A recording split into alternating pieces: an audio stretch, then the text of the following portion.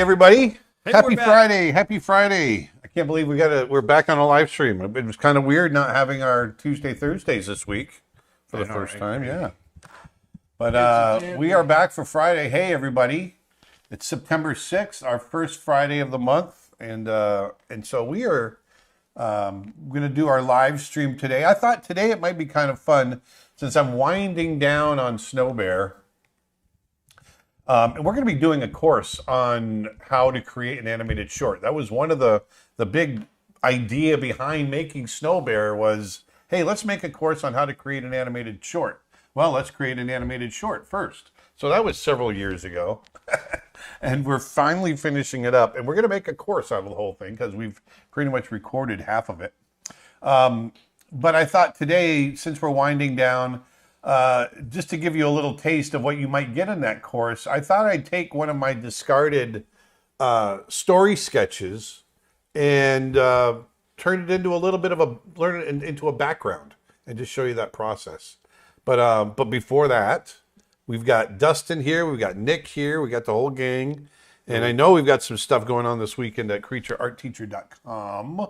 We sure do. We've got a buy one, get one 50% off sale all weekend at creatureartteacher.com. So purchase any single course, brush set, or photo pack, and you'll get the second one for 50% off. So that's any of our animation courses, storyboard courses, traditional drawing, animal drawing, all that stuff. BOGO 50% off this weekend. That's huge. And we've also got some new merch up on the website. Recently, including it. I'm actually wearing. Okay. 1 second. There we go. There we go. It is. Yeah. It's super soft. It's a little dark on the screen, but the color's kind of a nice rich blue color. Anyway, creatureartteacher.com. We got deals going all week long. You can get that at creatureartteacher.com/merch, and buy one get one 50% off. Bingo. Courses. Also kind of exciting, Dustin finished up shooting his new photography course coming up. Yes, very exciting. Finished shooting that yesterday. Yeah, now I need to finish cutting it all together. Yesterday, we filmed the last 2 episodes, which was talking about the triangle of exposure. So you'll be more comfortable shooting in manual, as well as going through the Lightroom demo, where I showed how my personal approach on editing photos through that software. So very, very exciting stuff. So let's dive in. So this is one of the things I wanted to save time in the way that we made this short. And since I was the only one making it, I was able to cut some corners. Usually in feature animation filmmaking, everything's very departmentalized. So when you have your storyboarding, they do what they do. Some of them are cinematic, some of them aren't. And from there, when storyboards get approved to go into production, then they go through a layout process. And they also will go through color timing and all, not color timing, but color scripting and all that. But one of the things I wanted to do was kind of, let me back up again, sorry. So when you go into the layout process, one of the things they do is what's called workbooking. And workbooking a sequence is when you take that sequence out of story, and now it's time to create what it's actually going to look like on the screen. A lot of times story artists are there, they're just getting information and visual information, and sometimes they think cinematically. Sometimes guys are more gag related or gag centric, and so they're working towards showing a gag and not really thinking about layout as much. And so as a result of that, it has to go through this layout process where the layout artists, who the guys that are really specialized in staging and cutting and all of that, they're the cinematographers of the production. They're the ones that do all that. Well, I wanted to be able to try to skip that stage and make it as smooth a transition as possible. And since I was the only one doing it, I did just that. So when I storyboarded the picture, I was thinking layout at the same time. So I tried to storyboard as cinematically as possible. And what that means is I try to, make everything dramatic and visually support the emotion and the story that I was trying to tell. And I'm basically, I was trying to play layout artist and story artist at the same time, so that when it came time to create the layout, after Nick and I approved a section to go into production, I didn't have to think about layout. It's already there in the storyboards. And so that's the stage I wanted to try to skip. And that goes to another point I like to try to tell story artists, people that want to be story artists. If you can board cinematically on top of boarding dramatic and funny and all that kind of stuff, if you can think about the cinematics, think about the cutting, think about the flow, thinking about the emotion of what your composition is going to get across, the more you can do that, the more valuable you're going to be on a production, and the less your sequence will change throughout the course of the production. So think about that in the future if you want to be a story artist. In my mind, story artists are some of the most important artists on the production, because they really do take that. They're the first ones to take the written word of the script and create an image up on the screen. It's the first time you go to the language of the film, which is visual. It's not written. So all that long-winded stuff aside, this is a background. Well, not a background, but a story sketch for an idea that we had a couple of years ago that was discarded, and it was a very bleak, kind of desolate landscape. Well, I want to create kind of this snow-covered green tundra kind of thing. I want to kind of change the mood, but keep the layout, just to show you guys what you can do with something like that. I like the layout. It feels nice and naturalistic, but let's go ahead and change it up. So first thing I want to do is I've created a layer on top. I'm going to knock the what I'm going to do is I'll do this. I'm going to copy the background. Oops. Copy that background. And then underneath, I'm going to put a gray, kind of mid-tone color underneath. There we go. And then the layer that I've created on top of that mid-tone, I'm going to go ahead and knock back the opacity, just so we've got this very faint kind of image. And that's going to be my reference for my line drawing, because that's what I want to do next. So I've created a layer on top, and I'm going to go in and create this little line drawing. And I've got my Pastel 7 brush that I always use. And like I said, I like the layout here. And, when we started out working on Snow Bear, did a lot of research into the Arctic, and plus I've been up to Alaska quite a bit in the past with Brother Bear and everything else. One of the cool things about the landscape up there, depending on where you go, you see these giant boulders out in the middle of nowhere. It's like, how did this boulder get here? Well, back when that area was covered in glaciers, as glaciers advance, they push up giant bits of rock and earth and everything else. They just pick this all up as they advance across the landscape. And then eventually, around 10,000 years ago, the last ice age, those glaciers retreated. And as they retreat, all that gravel and rock and everything else that they picked up gets deposited as the ice retreats back. And so as a result, you end up with these Arctic valleys that have these giant boulders in them sitting in the middle of nowhere. And that doesn't just have to be Arctic either. If you go to Central Park in New York City, there's glacial erratics all throughout Central Park, because and a lot of the rock, the bedrock that's there, you're going to see that it's scraped and polished clean. That's because you'd had thousands of tons of ice on top of that when the glaciers were over that. And as they retreated, and actually as they advanced, they scraped across that rock, that bedrock, and they polished it. And you can see the striations and the scrape marks in there to this day. But like I said, there's lots of these glacial erratics in New York City.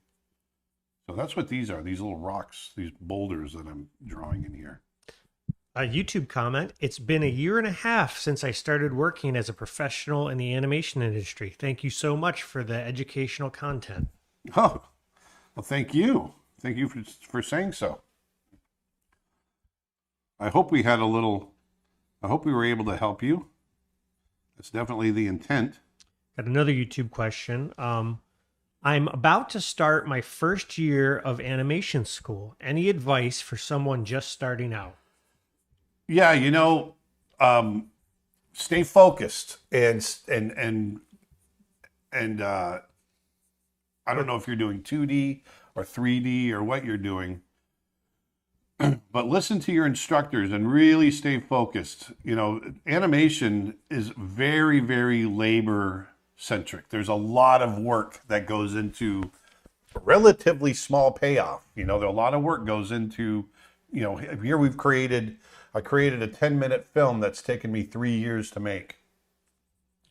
So, really put the work in.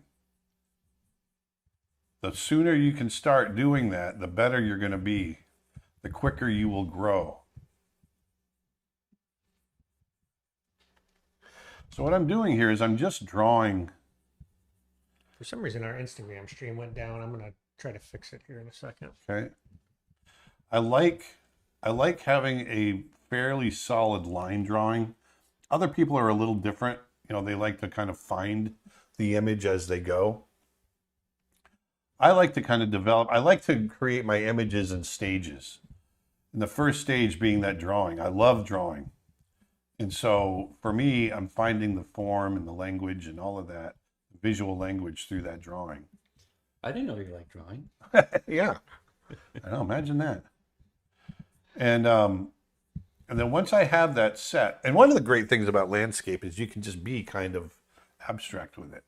I'm trying to follow forms and flow, but I can also just kind of be a little bit kind of wild with it and just let the line go where it wants to go.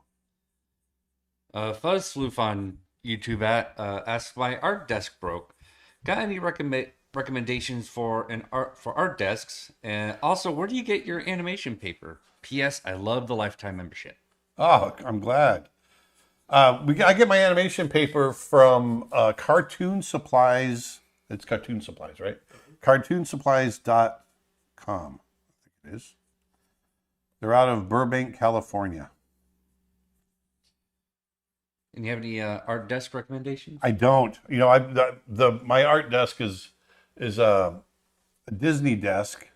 Now that's my animation desk. If you're talking about just a straight up art desk, there's a lot of great options out there.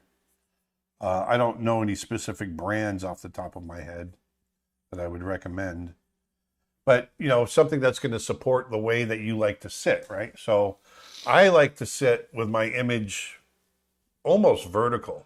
I like to sit with it sitting at about an 80 degree angle. That way it forces me to draw from the shoulder and I don't get a lot of wrist issues, carpal tunnel issues, things like that.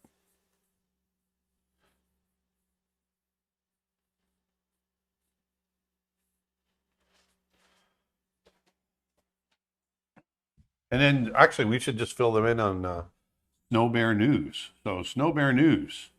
I am currently working on animating my last shot.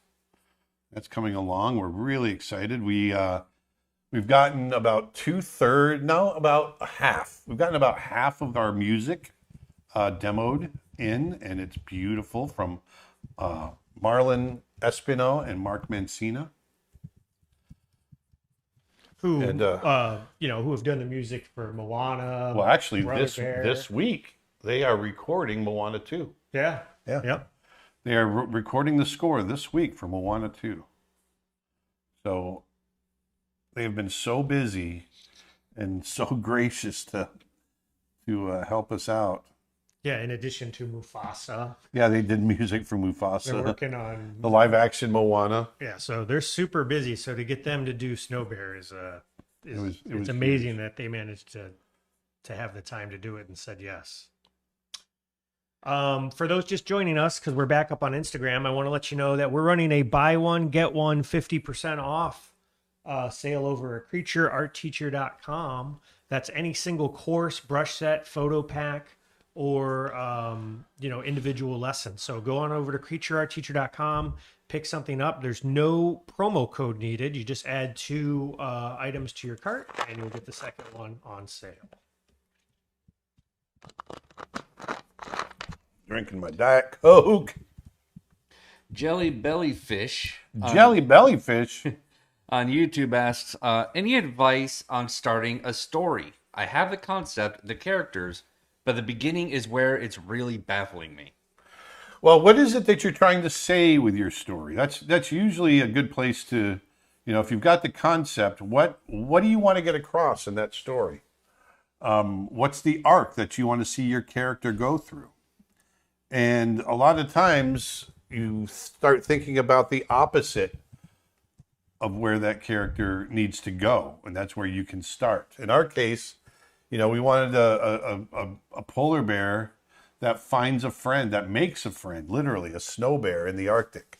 Well, what's the opposite of that? It's when he's alone and he's lonely and he's wandering a wide open space and he tries to make friends, but nobody wants to be his friend, and it kind of forces him, from a story standpoint, it's going to force him into creating this snow bear. So you're trying to create the ingredients, the elements that are going to get you to the place that you want to be in your story. And so that, the more you can brainstorm in that way, the better off you are from a story standpoint. And that'll start giving you your beginning and then your middle and end. What is your favorite traditional medium? My favorite traditional mediums, I've got 3. I love charcoal from a drawing standpoint. I really love watercolor. And I like oil. Those are my 3. So there's the line work for our landscape right there. So what I think I want to do now is I'm just going to start laying in some color. And what I want to do is I want to lay in the green of the tundra. And then over the top of that, I'm going to lay in the snow. So the snow will be on a different layer and it'll be sitting on top. That's going to give me control, quite a bit of control over the 2 elements. So let me grab kind of this green in here, kind of this mid-value warm green. I'm going to start very loose. Whoops. I got to start with a new layer. Don't draw on the sketch layer, Aaron. There we go. New layer. I got a layer under all this. Matter of fact, you know what I'm going to do? I'm going to come down here.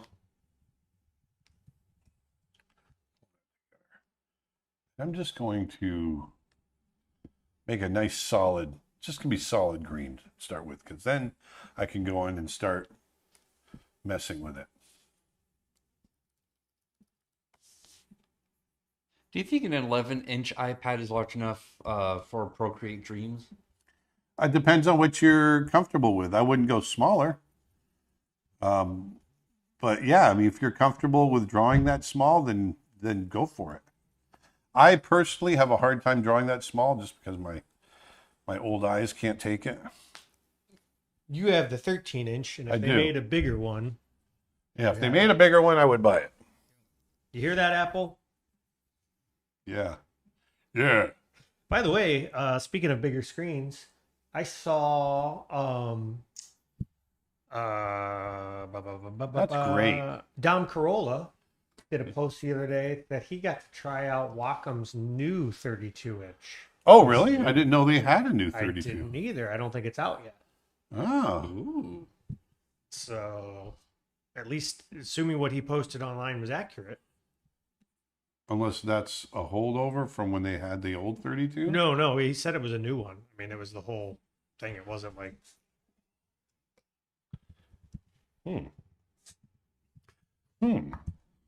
Julie's wondering, have you saved the first time?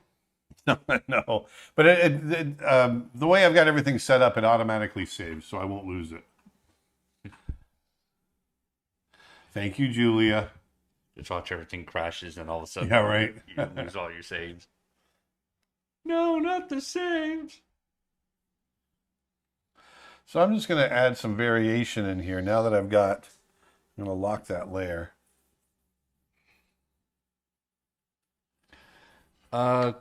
Question. How do you learn color theory the right way? Do I make more studies of it until it, quote, clicks? No, I mean, there's a lot of theory that goes with color.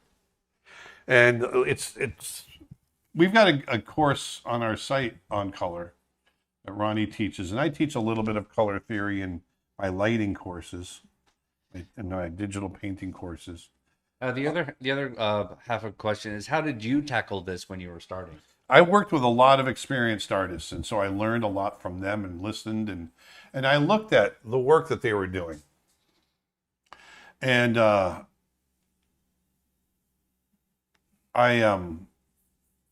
really paid attention to what they were doing, why they were doing it, how they were doing it, and it really came down to a couple of different things. Most important things, I think, in color theory or when you're creating an image, there's two.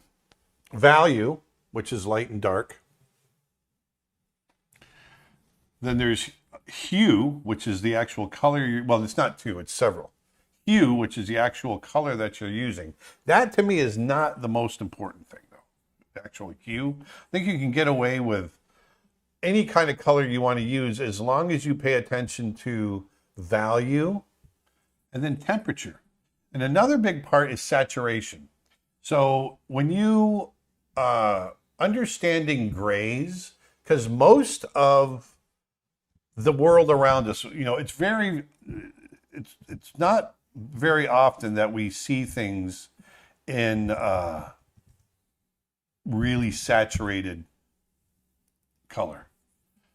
A lot of the world around us is various shades of warm or cool gray, and the warm or cool is controlled really by whatever that hue is that you're gonna, it might be violet or blue or orange or earth color, something like that. But it's really, it's working through the grays, it's understanding value, and it's understanding temperature. And like shadow areas tend to be cooler. Lit areas tend to be warmer, understanding bounced light and how that works and all these different things.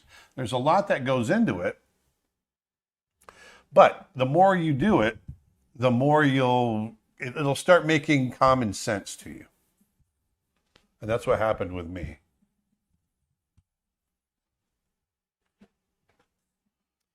I'm loving this is an Instagram question. I'm loving your Birds of Prey course. Any plan to do mice or smaller mammals like ferrets and stuff in the future?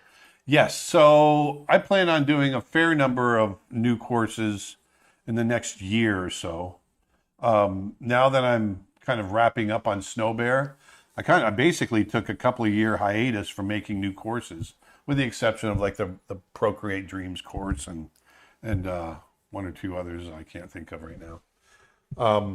So yes, I'll be coming back and making more courses, and several of them will be animal courses. I'm not sure what we'll be doing totally yet, but we'll do some animal courses in there for sure. Time shall tell, I suppose. We've got plans for primates courses, reptile courses. Yeah. We've had a bunch of requests for all those. So here you can see I'm going a little grayer and a little cooler into the top part as everything kind of recedes into the distance. Going a little cooler there. Instagram question: do you have any courses on color theory? Yes, we do. Yes, that's what I was just. Actually, our color here is really saturated. Way more saturated than what I'm doing on here. You might be seeing the color being a little bit more saturated on your end than what I'm actually doing. It might be one of the lights or filters that's over it. I'm assuming. Anyway, it's not that big a deal. Yeah, it's definitely more muted on your screen than it is on the. Yeah, it's more earthy.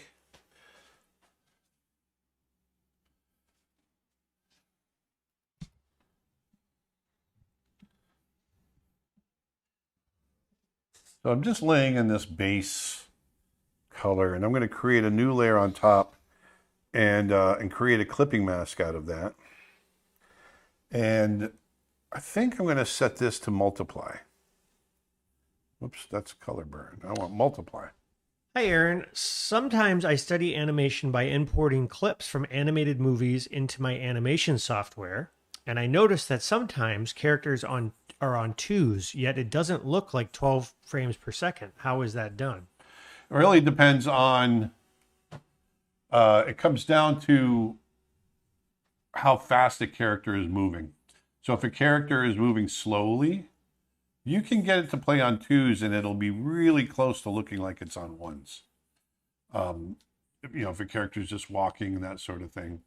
The more a character is moving, the broader a character is moving, the more it's going to need to be on ones. And matter of fact, I went through that several times in the making of Snow Bear, where I tried very hard to make most of Snow Bear on twos and even fours and threes in places where I just had a character slowing into a pose. But there was a few places that I just could not avoid having to put it onto ones. Also, I would add that if your feature animation is done at 24 frames per second, so if depending on what your source is for your video, yeah, you might be pulling in when stuff was converted to VHS and some of the DVDs and stuff like that, it went to 30 frames per second. And that had to do with the playback rate of VHS and a bunch of boring stuff that I won't bore you with. So they had to slip in extra frames. And so sometimes if you're taking a 30 frame per second source and bringing it into a 24 frame per second scene, you're going to see some weirdness. Yeah. That is true. Very true. So I'm just adding just a little bit of texture here with this extra layer that I've set to multiply. So I've grabbed this cool, or actually warm gray that I'm going in and just adding a little bit of texture to the ground. What I want to do on top of that is I'm going to go in here, and I want to get the rocks laid in.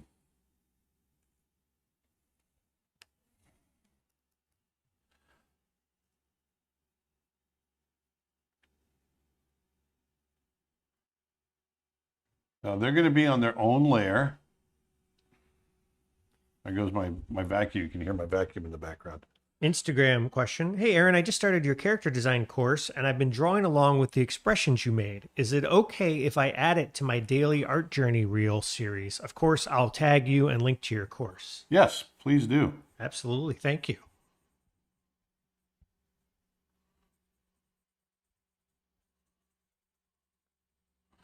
So one of the things I want you to notice is I'm starting really broad. It started out as one solid shot of green, then you start to break that up a little bit, and now I'm going in and adding rocks. So you don't get caught up and overwhelmed. Don't start with details right away. Start with the broad, lay in color. I've already got the drawing to help guide my journey, so I can go nice and broad and whittle it down to the details. So I'm just going in and adding these rocks here and there. And as the rocks get further, right now I'm doing them all the same color. But as they get further away, I'm going to isolate them and change their value a little bit. They'll get a little bit lighter, a little bit grayer. That's what happens with the atmosphere. The further things get away in the atmosphere, you get more atmosphere between you and the object. And so that means more particulate, more air vapor or water vapor and dust particles and whatever might be out there to obscure your view of whatever it is that you're looking at. And so it's going to work towards the middle. When the closer you get to the horizon, it works towards the middle of whatever, the middle value of whatever it is that you're looking at. And it gets grayer. You lose saturation. How much of Snow Bear are you reusing animation for efficiency? I didn't reuse any animation per se. Let me think. I don't think I reused any animation, but I did reuse quite a few backgrounds. And that's you try to design that as much as you can to when you're creating a layout. You want to be able to be as efficient as possible. Sometimes no, but in this case, I would cut back to the same shot a lot of times maybe and reuse the background there, or I might be several shots into a sequence where I could take an establishing background and find a piece of it and knock it out of focus, and that I did several times. So here we've got some rocks in the background here. Dustin, did you ask the question about expressive animal characters? No, I don't believe I have. Okay. Jelly Belly Fish on YouTube asks, Jelly Belly Fish. I have another story question. Any advice on making realistic yet expressive animal characters? I have a polar bear character too, but I don't want him to look goofy. I don't want him to look too flat either. Any advice? Yeah, I mean, first of all, think about form. Always think about form, whether you're doing broad or more realistic. Think about that form, how it's going to turn in space, all of that. Get your characters in your head in 3 dimensions. And then also think about, even like I was saying before, even the broad characters will have some kind of anatomy underneath. Think about what that anatomy is. And then a lot of our expression, we are social creatures, and so we've developed expressive gestures, looks to our eyes, eyebrows, all these things that help us to emote. And those things are ingrained in our brain. So, whether you're doing animal characters or not, you got to think about maybe including some of those cues like eyebrows and that sort of thing in order to get a clear expression.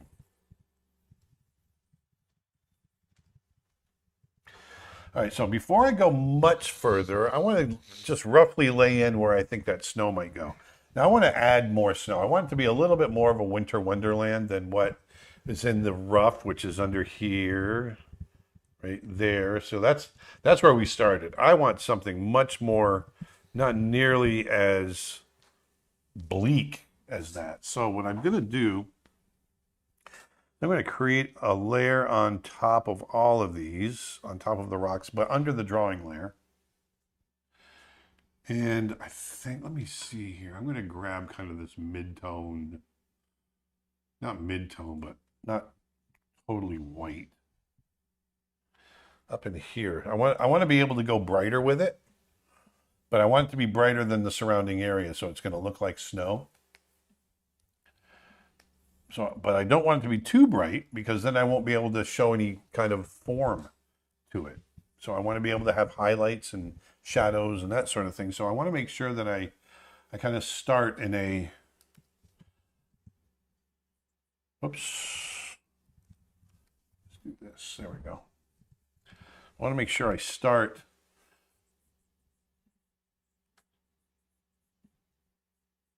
with a value and hue that's going to allow me to go in both directions. I can go darker, but also lighter with it.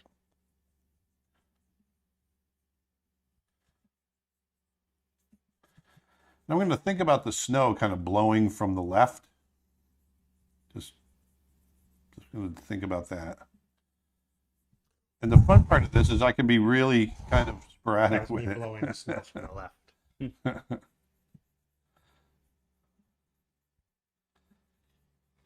We're just trying to, set the sense of mood and atmosphere for the home audience. What I'm going to do is I'm going to knock the drawing back to about half opacity. So now I'm going to get a better sense of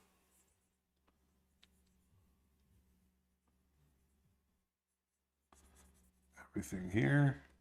Have you tried Toon Squid on the iPad? I have not. No, I've heard good things about it. Haven't tried it yet. Toon Squid, huh? Toon Squid.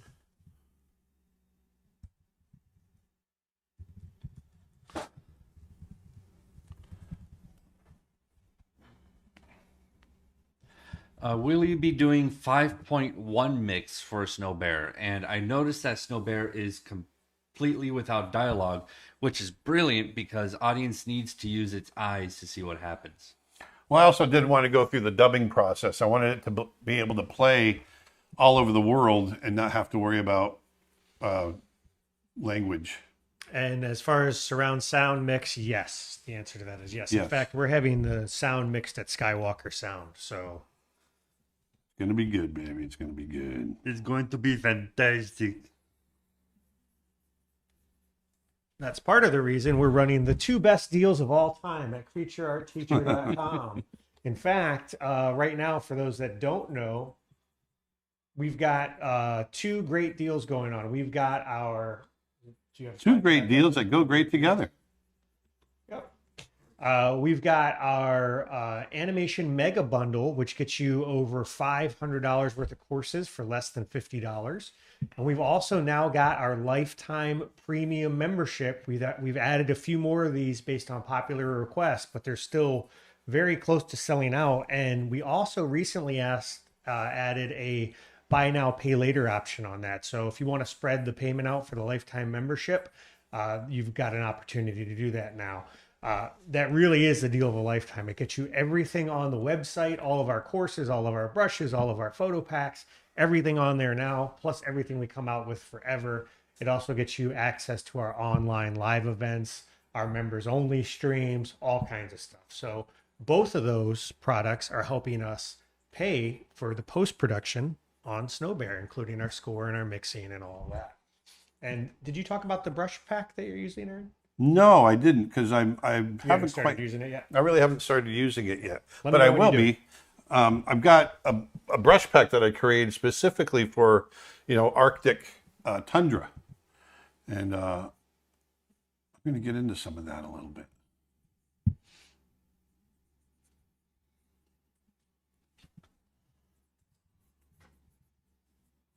What kind of pencil do animators use? All kinds of pencils. There's no specific pencil that animators use. It's whatever an animator is comfortable with. I like soft graphite, something I can get nice dark line with. Soft lead that just flows over the paper nicely. That's what I look for. Is it like the higher the number, the softer the... No, there's certain letters. So like H is hard, B is soft. Gotcha. And then that the higher makes the higher the number in each of those determines the softness or the hardness. So the higher number in H is harder, as it gets harder and harder and harder. The higher the number in B, it gets softer and softer and softer.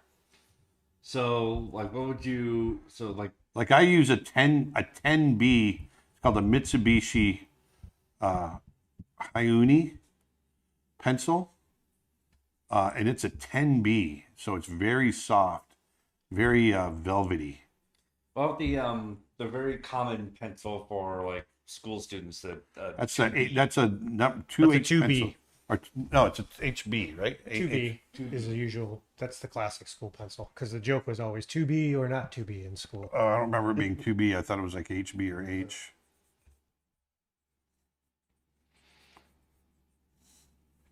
I think Ticonderogas are H. Do you know about the Animation Y'all Expo in Nashville created by the Bancroft brothers? And if yes, will you be going? We are currently talking to them about going. Animation, y'all. Yep. More than likely, yes. Not making an official announcement yet, but more than likely we will be there. It's confirmed.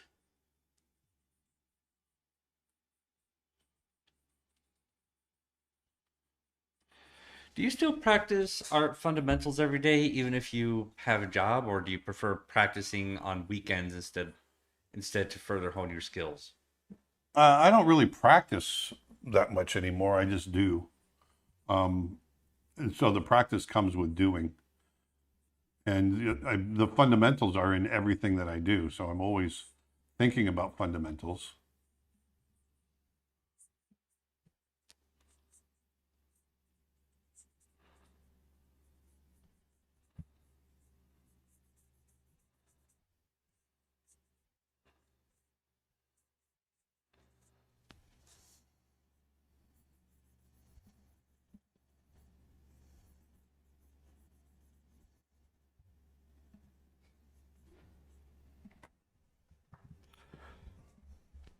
Zerna the Zebra just hopped onto YouTube, says, I completely forgot it's the first of the month. Hi, everyone.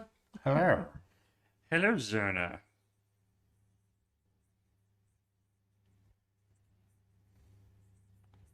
Julia points out that another great benefit to that lifetime membership is you also get access to all of the past live workshops, which you previously couldn't do. And that is correct. That's the only way to get all of our past live workshops is to become a lifetime member. You'll also get an exclusive online screening of Snow Bear event for lifetime members if you sign up. CreatureArtTeacher.com. CreatureArtTeacher.com. Julie says, I don't know why, but it feels so therapeutic when I watch these streams, watching Aaron paint and animate. Well, I'm creating this field of snow out. It's getting a little bit busy, so I want to make sure that it doesn't get too busy. When will Snow Bear be up? Tomorrow. No, it'll be finished by the end of October, and then we will have some announcements about opportunities to see it shortly after that.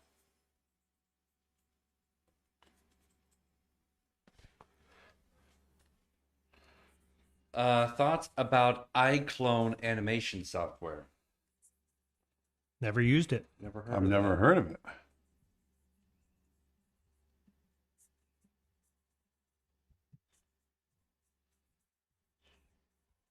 So every time I hear clone, I'm just instantly thinking Star Wars Clone Wars. Mm.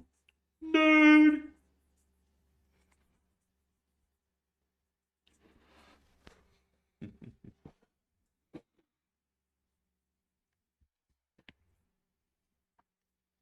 How much more work do you have to do for Snow Bear?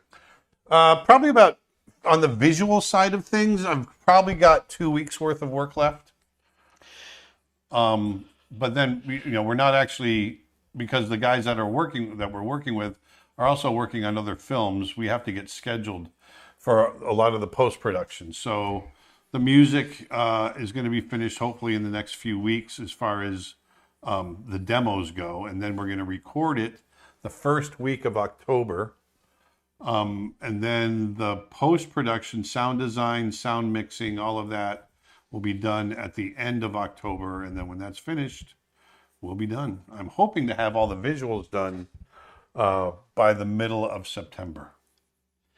What would be the best way to use references for animation? A lot of times I would shoot reference of a character, and I would, rather than drawing over the reference that I shot, I would freeze frame key poses and then kind of interpret them the way that I wanted to have them in the animation, and then animate it, but use it as I could refer back to it. So it didn't have a rotoscoped feel. It had a hand animated feel, but it had a sense of realism to it.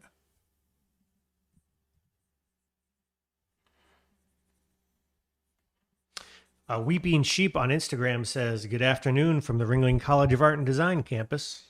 Hey, good afternoon. Aren't you supposed to be drawing in class right now, not watching live streams? Go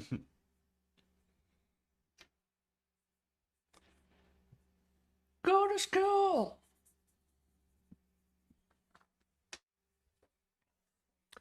Any opportunity to learn from the composer of the score for Snow Bear? I'm an aspiring composer myself, and it would be great. It would be awesome. Being able to nail down those guys is next to impossible. Mark is always working. But never say never. Never say never.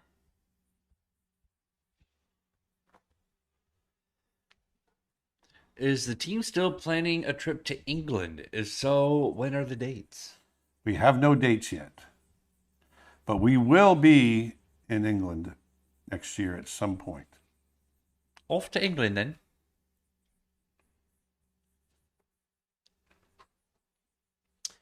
Are you funding Snow Bear yourself, or do you have investors, or was it funded with sponsorship? How are you handling it? We have done it 100% ourselves.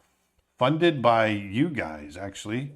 And it's taken 10 years, 12 years for us to get Creature Art Teacher up to a point where we could kind of live off the sales to go and make this. Now, it hasn't funded everything, like the post-production, things like that. We've still needed extra help. And so that's where we came up with the concept for the lifetime memberships and that sort of thing. But once again, that's still all funded through Creature Art Teacher. And get those lifetime memberships while you can, because they are limited. Limited time only.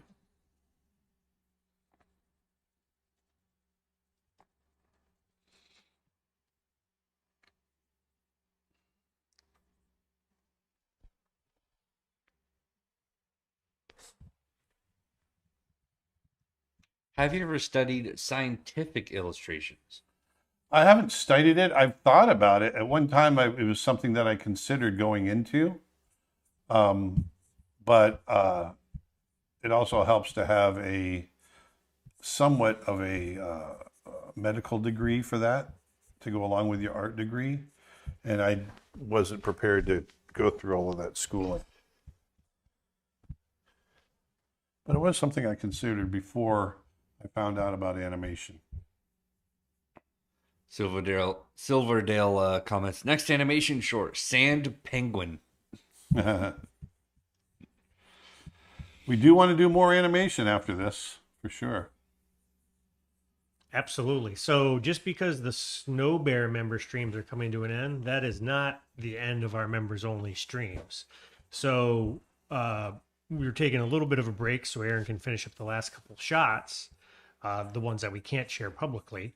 But as soon as we're done with that, we're going to be shifting right back over to doing twice a week members only live streams. Yep.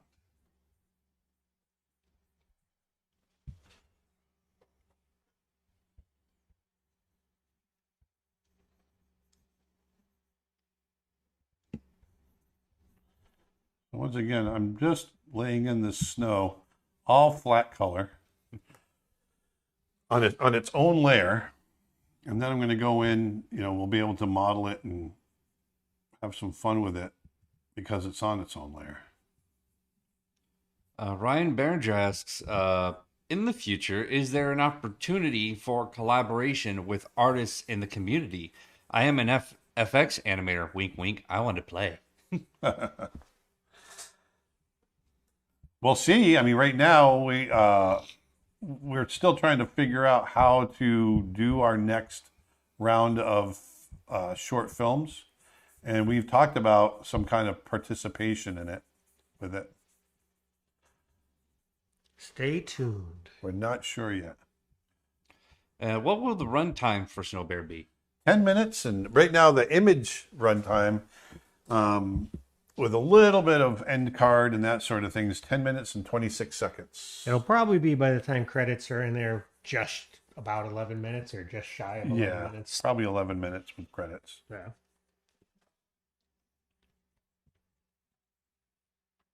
Who did the temporary score for Snow Bear? I just scoured the internet, went through my library, and grabbed music wherever I could that kind of fit the mood that I was looking for. So it was all existing, stuff from all over. Like when he's alone in the beginning, I used stuff from the movie Pig, and I used, which is a Nicolas Cage movie. Nick Cage movie. Thank you. And then also when he's alone, using Castaway, because he's lonely. You use lonely music. And that's pretty common even in theatrical films. They'll start with a temporary score by pulling stuff from existing movies. Oh, yeah. To get the sense of the tone that you're looking for. Director or composers are really used to that.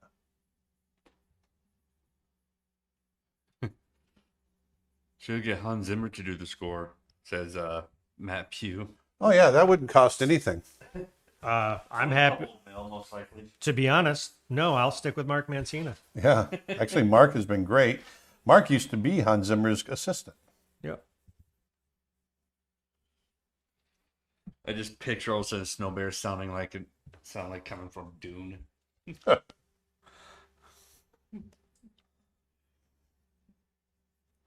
I do love Zimmer's work, but yeah, Mancina is just I love his Mark stuff is so awesome, much. and he's so great to work with. Oh, Mancina, Yeah. yeah. Mark did our music for Brother Bear, so he and I have known each other for about 25 years. I just Can you explain why it's important to use an original score for a short film? Why not just use available scores for free? Because they're not original. Why stop there? Why not use available animation for free? Right. It's because to me the score is as much a part of the process as the animation. Especially a film like Snow Bear, where There's no dialogue. It's Yep. music driven, and so I don't want to just think about the music and as an afterthought. The music to me is just as important. It carries the story, it carries the emotion, and I want it to be as original as the imagery that I'm going to create. and the only way to get music that matches your visuals exactly is to have it created. So when, as we're part of the score process, it's coming right down to the cut, and Yeah. there's conversations about, oh, maybe those notes should come in just a couple beats earlier or a couple beats later. Should Yeah. they lead the emotion? Should they follow the emotion? Do we want the audience to get ahead of Glenn, our polar bear, or do we want them to be right with him? So that's all part of the composition process. Musically, yeah. Yeah, finding a theme musically is just as important, and that theme needs to underscore the theme of the film itself. Yeah, that's one of my favorite parts is finding the audio, the musical theme for a character. And it can play, during happy times, sad times, whatever. Esther Rogers says, just bought my lifetime membership. Yeah, baby. Nice. Welcome aboard. So now you can see how much fun you can have when you add this snow. Notice how as it gets closer to camera, I can get more bold with the abstract qualities of it and have some fun with the flow.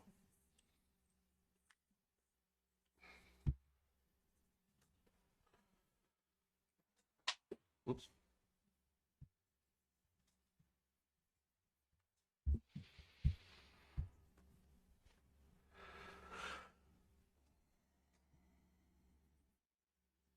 Can you recommend any programs where foreigners can study animation or concept art in a master's degree format online? Perhaps you teach at some university. Well, we offer our courses online at creatureartteacher.com, but that's not a master's degree. So I know sometimes if you're an international student, getting a master's degree helps you with things like being able to get a work visa and stuff like that.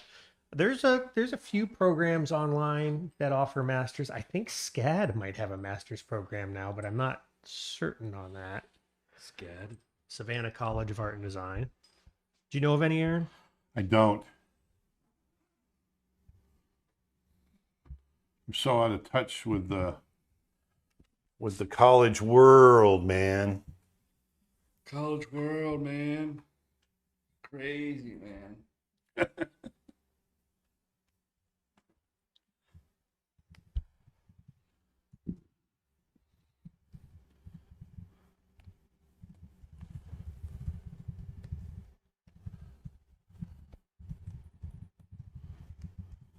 Have you got any wrist pain while animating so much?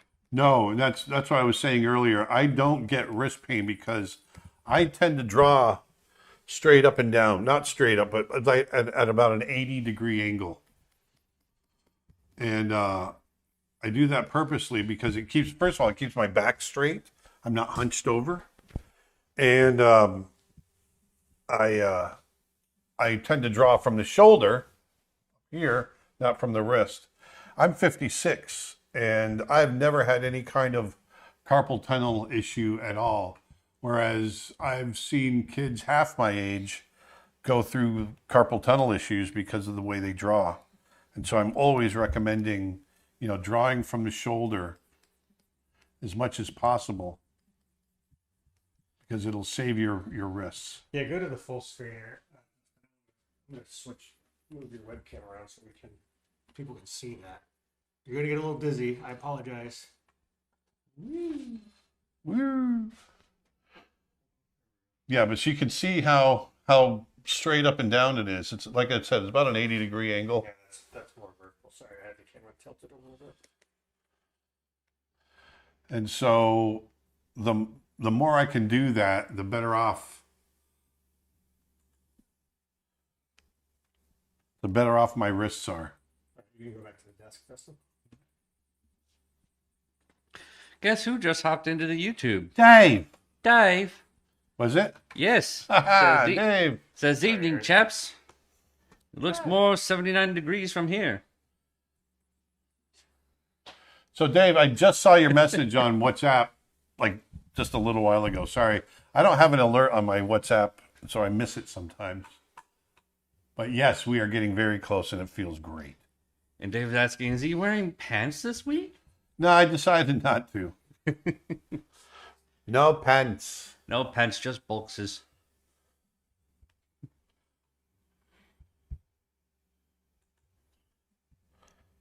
How do you manage to set a tablet at that kind of angle? I built a stand for it out of wood. Wood, good. In fact, the wooden frame that you saw resting on, that's homemade by father.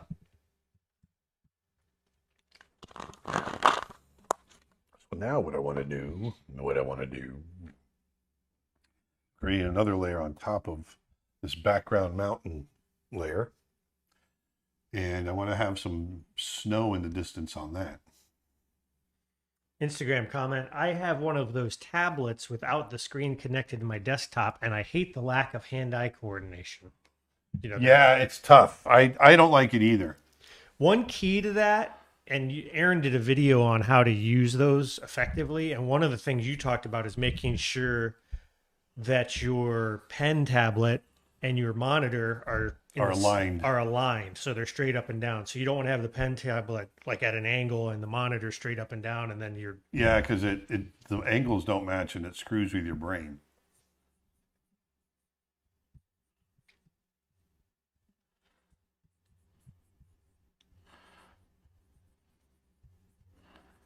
So once again, I'm still just laying in patterns. This is the snow on the mountain in the background.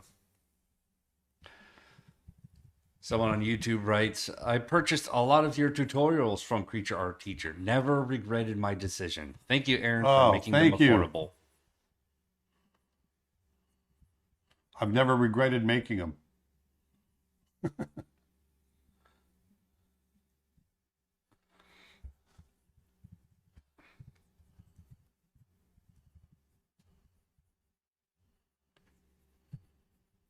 How did you learn to do backgrounds? Is there something that can help me get better? A specific book? Creating backgrounds follows all the same rules as any other kind of art, except you're thinking cinematically. So where's the center of your attention? Where is your character going to be?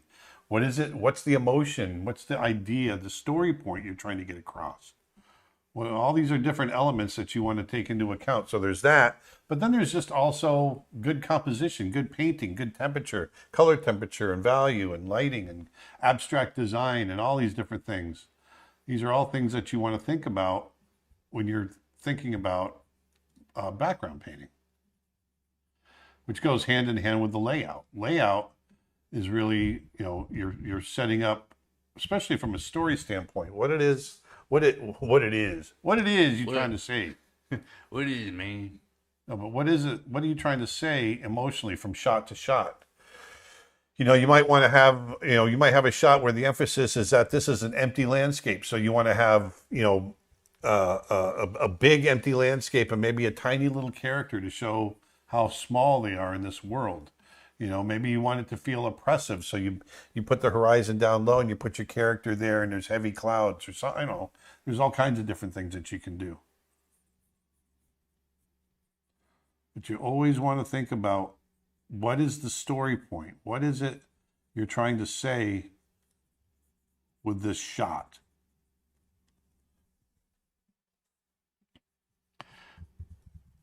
Completely off subject. Have you guys watched Chaos on Netflix at all yet? No, with Jeff Goldblum. It's really one of the most unique. It's just basically taking It's the Greek myths, but it's modern, right? Greek mythology and modernizing it. Yeah, it And looks good. And it's this alternate reality. It's really interesting. Really fun, interesting writing and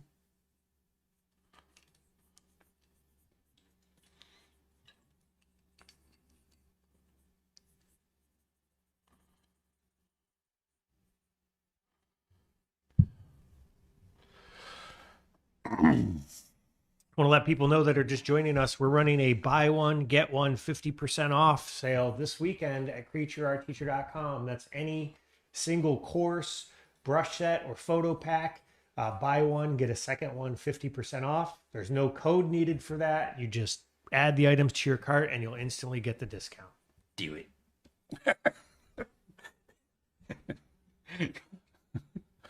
Definitely do it. Do it. Question for Aaron. yes. Have you and Mike Matesi ever worked on Lion King in the same studio at Disney? Mike Matesi? Matesi? Mattesi? Mike Matesi? Is that how you pronounce it? I don't know. I don't recognize that name. Might have been from the California studio. Yeah, they may have been in the California studio. I was in the Florida studio.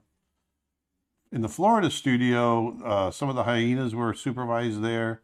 Young Simba was supervised there, and young Nala, because I was the supervisor of young Nala.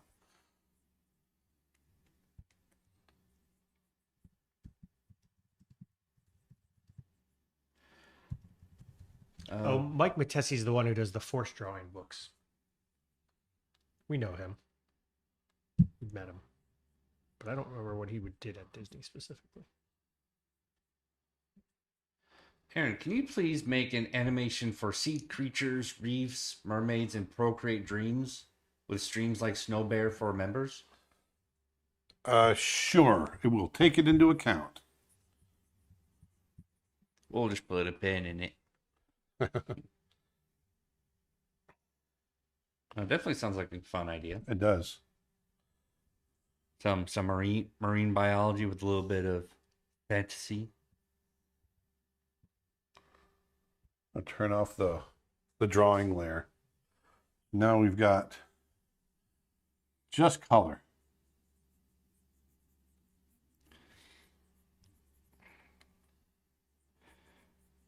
Where did Hakuna Matata come from? What inspired such a phrase?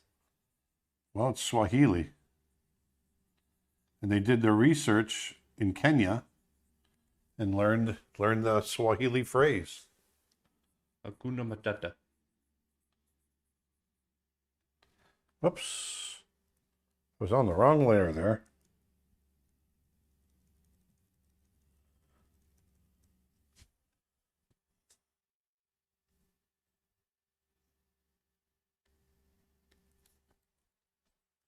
How do you know where to put all those shapes from in the snow? Is it from reference?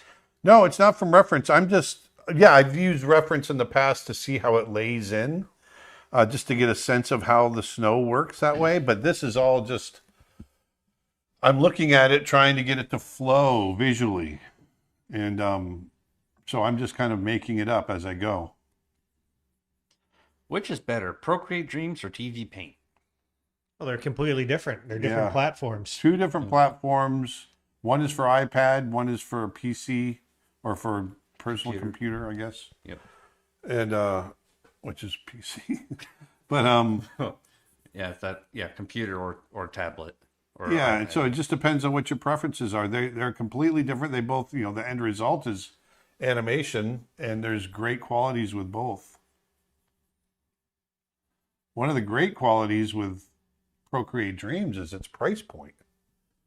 $20. And you get a really robust animation platform. I created an entire short, the Penguin short. I did that all and procreate dreams. Yeah, at that point, the only thing that you're limited to is the size of the iPad itself. Yeah.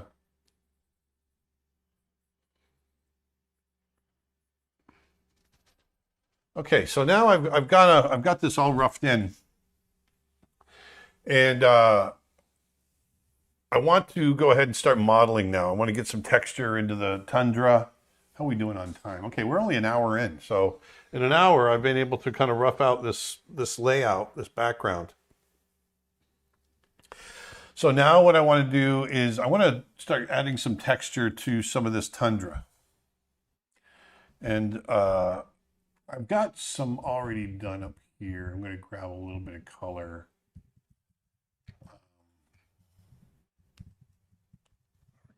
And I'm just going to go right over the top.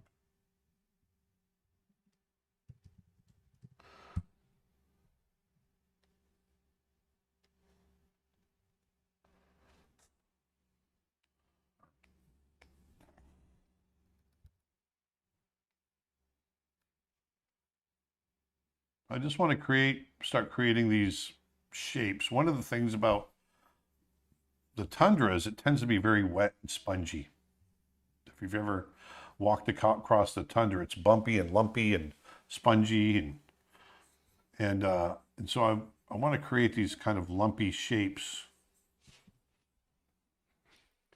Someone by the name of Antoine Christopher on Facebook says, "Hello, Aaron. It's Antoine. I was an in-betweener. Do you remember me at all from the studio? I have one of your used pencils along with Glen Keane." Hey, how are you? Do you recognize him? Antoine, yes, I recognize Antoine's name, yes. People asking, are we going to save this live? It'll be available on our YouTube channel or on our Facebook page. If you're watching on Twitch or Instagram, I think they get erased after a certain amount of time. So what I'm doing here, like I said, I'm just going through, and this layer is under the snow layer, so I don't mess up the snow. And then I'm going to create a layer on top of the snow layer where some of the grass will kind of poke up over the top of it. I just want to create these shapes. And I got to get in there pretty soon and figure out the snow shapes as well, because the snow is just as dominant, if not more dominant, than the tundra in here.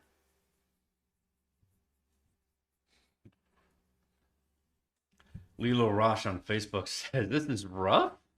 This already looks wonderful. Love the variation happening in the greens here. Beautiful." Oh, thanks. Speaking of Lilo Roche, we've got some amazing Aaron Blaise Signature Edition watercolor sketchbooks available at liloroche.com. We've got, there's 3 different books to choose from. They come individually or as a set. Dustin, if you grab those for him there, the actual physical ones, we've got a slide up for him now. I'll post a link in the comments. They're getting close to sold out is our understanding, so you're going to want to get those while you can. Yeah, they're really great watercolor sketchbooks. The quality is fantastic. Like I said, we've got 3 of them. It's my imagery on the cover, and then the paper is a really wonderful weight. It's got a nice tooth to it. It takes paint really well. What a tooth. There's one. There's another one. One of my ink and watercolor images. And then this was a demo that I did a while back. A wolf. All in watercolor. And they're really great. And if you're looking for a really beautiful art bag, something to put your art supplies in for portability, look at their Arties. I started using their Arties about 9 years ago, I think. And I love them. Absolutely love them. So check out their Arties. Check out the watercolor sketchbooks. They're awesome. Hey, Aaron, and they're great people. Are you mostly are you also inspired by live action movies, or does most of your inspiration come from other animators and artists? Most of my inspiration comes from live action, actually.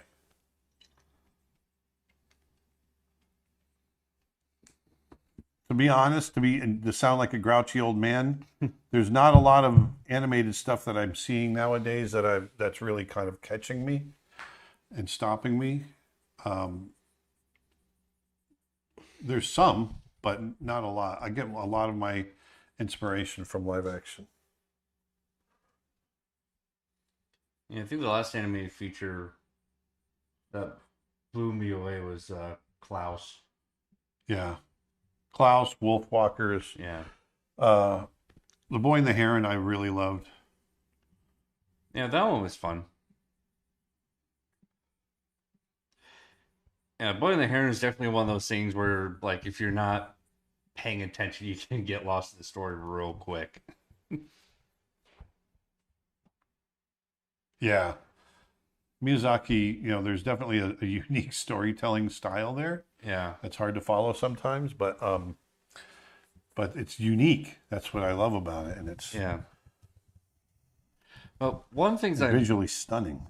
Yeah, one of the things I love most about Miyazaki's work, especially with like Princess Mononoke and Howl's Moving Castle, like there's this world, and in most other films, like they feel they need to explain the world in the very opening. Yeah. But with Miyazaki, he just throws you right into it, to these characters, and you figure it out. And you figure it out yourself. Like, okay, so this is run by magic, or there's these giant animals, they call themselves gods and demons. Okay, I'm understanding it. Let's go. Right. Like he's letting the audience figure it out. He's not feeding it to them. Yeah. On average, how many shots in the movie can you get from a single background, and how often are you animating the backgrounds with moving layers used? There's not really an average. You always try to think of. It depends really. Is the sequence that you have, is it a stationary sequence in one location, or sometimes you have a sequence that goes across multiple locations, in which you're going to have multiple backgrounds. So there's a lot of deciding factors in something like that. But the way you approach it is you try to find your master background, your biggest, widest shot, and shoot that. And then you really want to map out the floor plan or the layout of what the environment is. So in thinking about different camera angles, so that you can plan ahead what you might be able to reuse and what's going to have to be one-offs. We try to have a certain percentage. I think we were always trying to have, I want to say 30% reuse at Disney. I could be wrong. I can't remember specifically. I'm going to say you're wrong. Yeah. I usually am. I usually go by the assumption that I am. That way when I'm right, just because I like it's a happy surprise. I have no idea why I would know that and why you would be wrong, because I wasn't there, but I'm just going to go.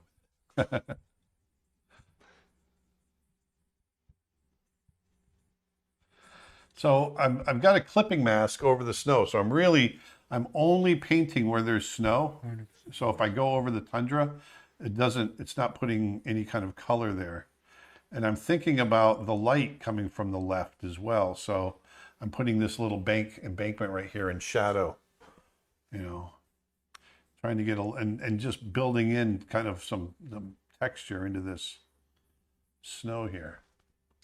Turbo Burbo on YouTube says, "Hey Aaron, a student from DigiPen in Washington here. My professors Dan Daly and Jasno Francor, is that how you say it? How do you pronounce it? Jasno. Yeah, Dan Daly worked on Brother Bear. I was just wondering if you remember working with them." No, I don't remember them at all. Yeah. No, these are good friends of mine. Yes. Yep. Very much so. Art of Sane on YouTube says, hey, quick question. I have been having a small issue with my art journey. I feel I have something wrong. Even though my art looks good, but I still feel it's not my fullest potential. Any tips? Yeah, that you're about to make a breakthrough. You're in a good spot. Just keep pushing. When you start feeling like that, that's when you're about to just kill it. Also, Just push. you should never reach your full potential. You're always You're always going to be searching. A master has failed more than a novice has tried. That's right.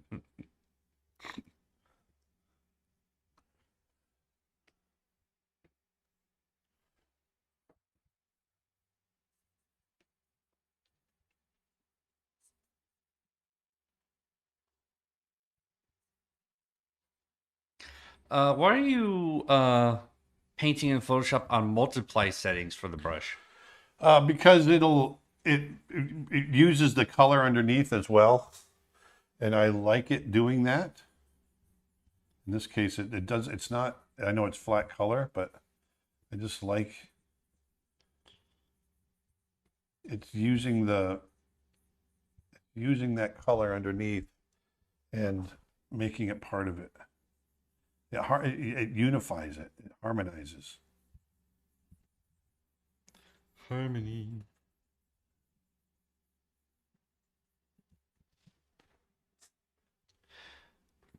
Hi everyone.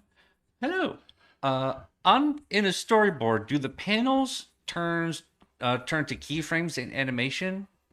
Not always. Sometimes, if you get a really nice storyboard, a director will come to the animator and say, "Hey, I want you to match this storyboard," and so they do. Hey, match this, will you? Yeah. So here, I want to darken the tundra to kind of match the dark areas where I've darkened the snow as well. I'm curious about what do you think of Steven Spielberg produced animated short shows like Peaky and the Brain and Animaniacs? I love them. I love them too. Yeah, we always loved them. Yeah, I remember I kind of Didn't he do lost it Family? when- Wasn't it Spielberg that did Family Dog as well? yes, with Brad Bird, right? Yeah, Brad Bird. I don't think Dustin's not old enough to remember Family Dog, but sounds familiar though. Family Dog was what, 1987, 88? I want to say it was later than that, but it's in that wheelhouse. Yeah. It might have been as late as 90, but But I remember growing up on like Animaniacs with them and Peaky and the Brain and all the other little characters. But then just a few years ago when they announced the revamp or the return of the Animaniacs, I lost my mind. It's like, oh, I can't wait for this. And yeah, they did not disappoint. Why did you whisper it? Huh? Why did you whisper it? Why did I whisper it? Oh, I can't wait for that. I can't wait for that. Oh boy. oh boy. So now you can see when we start thinking about a little bit of shading, a little bit of value, a little bit of rock and roll, you start to get some form.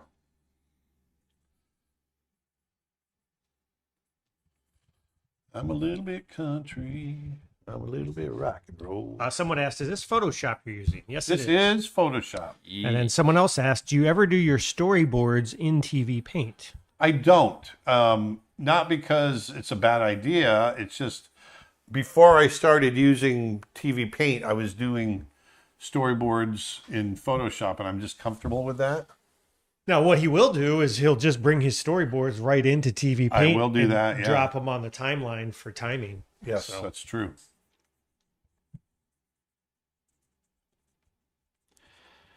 Kind of a funny question. You don't need to ask it. I'm going to ask it anyways.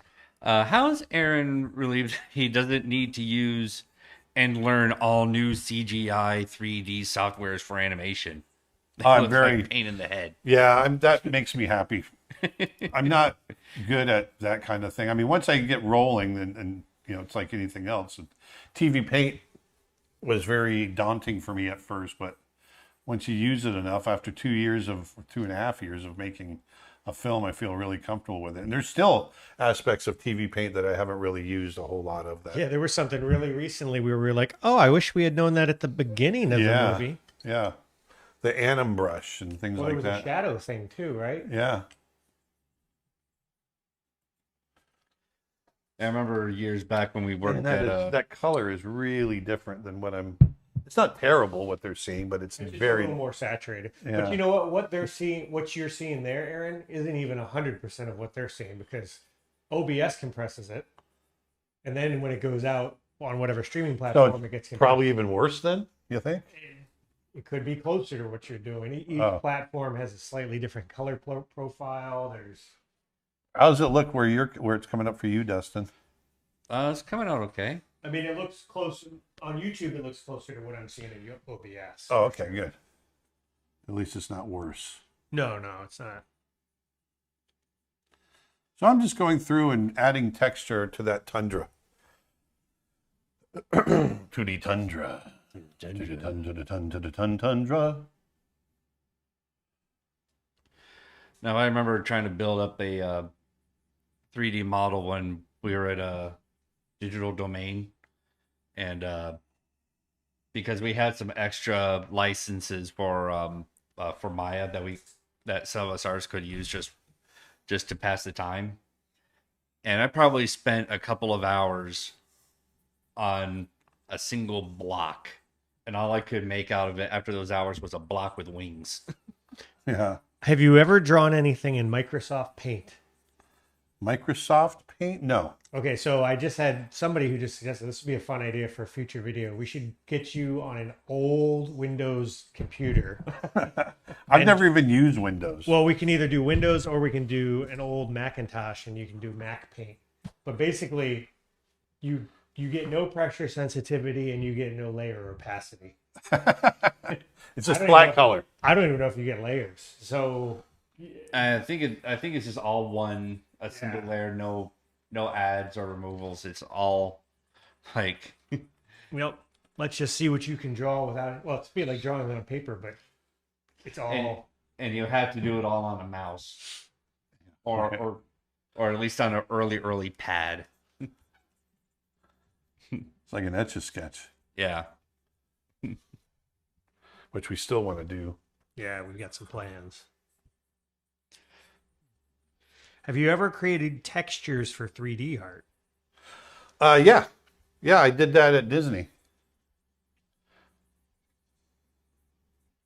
And I did it at Digital Domain. Do you use Clip Studio Paint? And if so, do you like using it? No, I don't use it.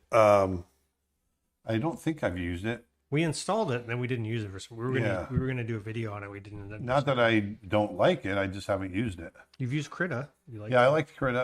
I mean, there's so many different softwares out there. I'd spend a lifetime trying all of them. But I'm old school, so I like not old school. I either like traditional or I use Photoshop, which is, I guess Photoshop is kind of old school now, right? How do you decide when a piece is done? That's a good question. That's a hard one to answer. It really depends on what it is you're trying to get across. But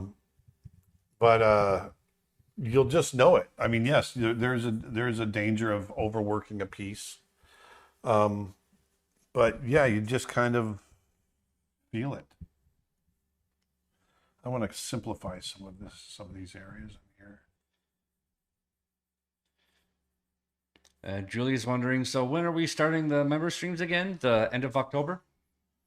We haven't officially started. It's going to be sometime in October. We're not quite sure when. Our reemergence of the membership streams will be at the end of December. Start of the new year. No, I'm just kidding. So I'm just simplifying a little bit. It's gotten a little bit busy. I'm going in with a little bit of halftone blend. The blend. Yeah, you blend. Yeah, you blend.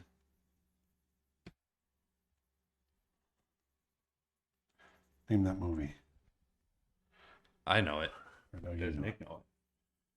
I didn't hear it. Sorry. What was Oh, it? yeah, you blend. I'm trying to blend in. Oh, yeah, you blend. No, I got nothing. My cousin Vinny. I've seen that movie a bunch. I just recognize one. Where he comes out with his cowboy boots. Trying to blend in. Yeah. How do you decide when a piece is done? That's the one they just answered. Sorry. That's all right. But it's kind of a personal. problem. How do you decide when a piece is done? It's a personal thing. It's a hard thing to answer because it really depends on what it is you're trying to get across. Sometimes it's done because it's determined by the deadline. Yeah, exactly. One of the great quotes from John Lasseter was that we never finish our films; they just get released. Erica quoting another line. What is a grit? Yeah, what's a grit? What's a grit? The two Utes. To what? To youths.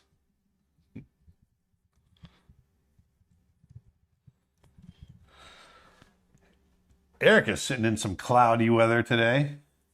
Why, Alabama and Mississippi is all. You guys are in the crunch of all that crap coming through. What's going on? It's a lot of stormy weather up there. It's coming our way, I think. Stormy weather. Stormy weather. All right. Coming along. I'm digging this. So now what I want to do is I'm going to go in. I think I'm going to create a layer on top of the snow now. This is going to be, and I'm going to be able to create grass and that sort of thing. But I want to create some kind of highlight areas. I'm going to use my Pastel C or my drawing brush because I've kind of customized the Pastel C. And I'm just going to go over, it's going to be hard for you to see and it's probably going to be blown out. Did you switch to the Arctic brushes at all? No, I haven't yet, but I will be. Okay.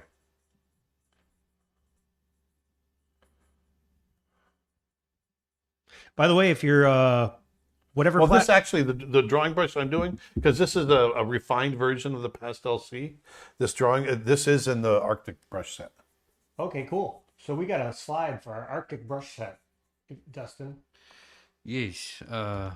So the brush he's using now, as well as several that he's going to be using later on in this piece, you can get at creatureartteacher.com/snowbrush, and they're name your own price. So just pay whatever you think is fair, and we're using the money from that once again to go directly towards the completion and post-production of Snow Bear. So go to creatureartteacher.com/snowbrush, pick up a brush pack, and you'll help us finish our film. You'll be contributing directly to its completion. And Erica, respond from earlier, says, yes, but it's nice so far. Just cloudy and drizzly for now with high of 77. Oh, that's nice. That sounds very nice, actually. I think currently here it's, 91. We've been trying to put new siding up on Nick's place For 17 years. We're into our third weekend now coming up. This will be our fourth, I think. Fourth Well, we weekend? skipped. This will be the fourth. Yeah, sorry. Yeah. It's been And 84 years. we've been kind of dodging the rain a little bit. We've been kind of lucky though. But we're going to be doing it tomorrow as well, but we're hoping that we can dodge the rain. How do you choose precisely your color palette?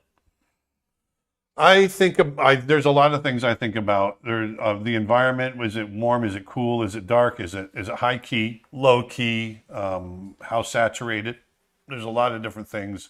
When I'm doing stuff like this, kind of a realistic background like this, I'm thinking about earth tones as opposed to cool colors that we're going to see in the snow. But even the snow itself is going to have warm colors in it. It might reflect some of the sky color. I'm always thinking in terms of warm and cool. And value. Value meaning light and dark. Pearson123 simply says, hi, buddy. Hi. Hi. New Mew Heart asks, how do you fake detail? Sometimes drawing everything is an overkill. Yeah, so you don't have to for me, it's more about creating a pattern, and it's the breakup of light and dark. The more breakup you have in contrast, it's going to draw more attention, and so you might want to be a little bit more careful in how you render something in that sense. But you know, a lot of times it's just suggesting detail. So here, you know, a lot of times you get snow that pokes up out of, or snow. You get grass that pokes up out of the snow.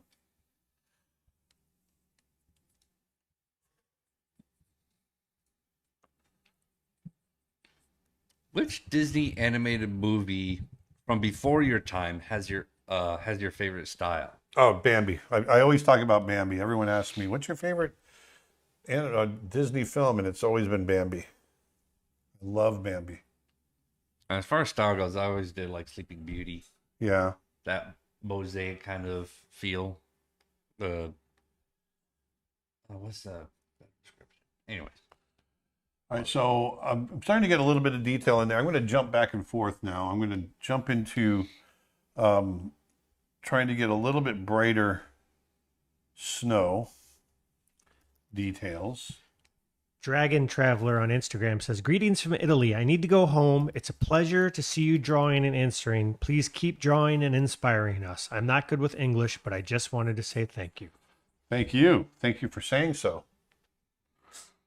Italy is a place we haven't made it to yet. No, we haven't. I want to. We're going to get there. Aaron, do you like Cars? Cars? I think they mean the movie Cars. I'm thinking the movie Cars, yeah, too. Because they put a capital C on it. Oh, yeah. I don't think they mean the mode of transportation. Yes, I like Cars, and I also like Doc Hollywood.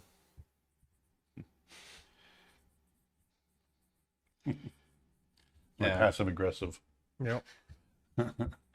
Yeah, Mater's my favorite character from that movie.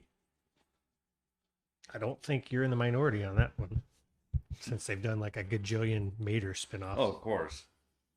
But I love Larry's story behind him getting that role. Yeah, he gets all emotional. Oh yeah. Like he cares so much about that character. So what I'm doing now is I'm just going in. Now I'm starting to get into the rendering aspect of things, and I want to get this snow looking nice. How do you add personality or character to inanimate objects or organic objects? Ergo, a stylized rock can appear friendly, or a cottage can look eerie, etc. When are these? When there aren't facial expressions for you to rely on? A lot of it is shape, you know, so a nice smooth shape. Shape language. Yeah, right? Shape language. So smooth shapes as opposed to jagged, pointy, threatening shapes and whatnot. I mean, those are all things to consider.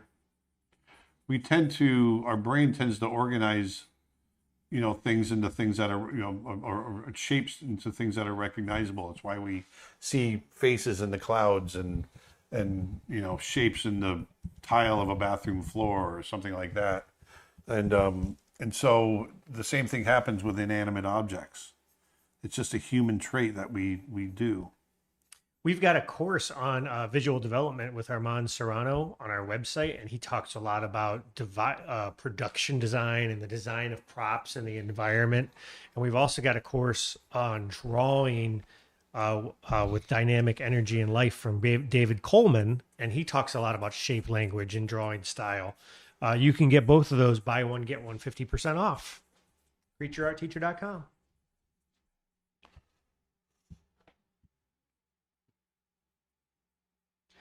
Unfortunately, Mr. Ambiguous, I do not remember the lyrics for the theme song of Cheers.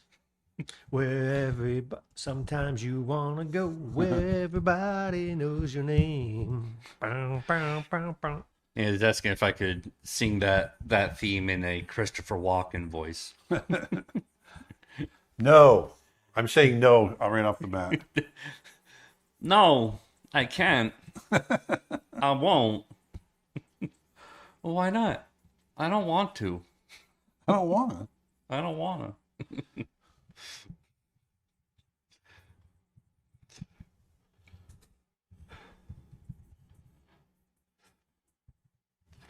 to. I forgot what movie it's from. But It's set the Seven Psychopaths. it's a, yeah, and got a gun pointed at him. He's like, put your hands up. No. No. Why not? I don't wanna. But I got a gun. I don't care. Such a good movie. That is a good movie. I just love how the guy with the gun just has that look on his face like, What do I do now? like, well, what? It's like, I never thought it would get to this point. By the way, I saw you talking about the animation in the Lion King documentary movie. Do you remember recording that? Lion King documentary movie. There's been a few There's an interview that I did when I was in my 20s when Lion King first came out. That's probably what they mean. It's probably on like the making of. Or That was on the Disney Channel, though. That might be something different. I don't know. I don't know. I don't know. It's all very confusing. When did you first see An American Tail? When did that come out? 1990? No, the original American Tail came out in the 80s, didn't it? Yeah, it was like 85. Yeah. 86, something like that. I think the one you're thinking of is 5 Goes West. Yeah. Yeah.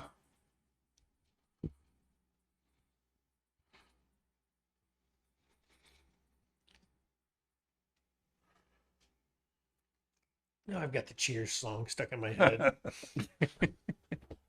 Where everybody knows your name. Bum, bum, bum, bum.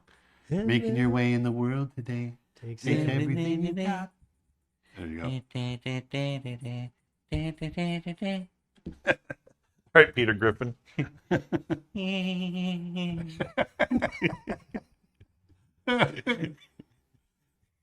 That's the only thing of Griffin I can do is just his laugh. It's good though. It's funny. Peter. Peter. Oh, Peter. Hey, Peter, that's really not a good idea. Are you working from imagination or Yes. with a reference? I am working from imagination. Yeah, so for people just joining us who don't know, what we did is this was a discarded storyboard from a short film we're working on. What is that? OPP out of or OOP out OOP, out of picture. out of picture.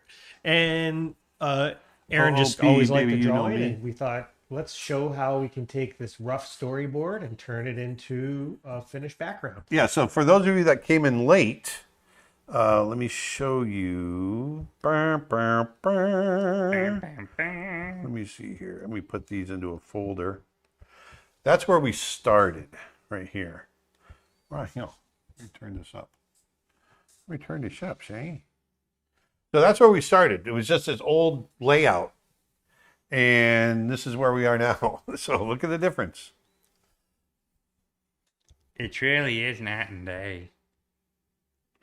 So what I'm doing now is I've decided to go lighter in value on the snow and really start to define that form.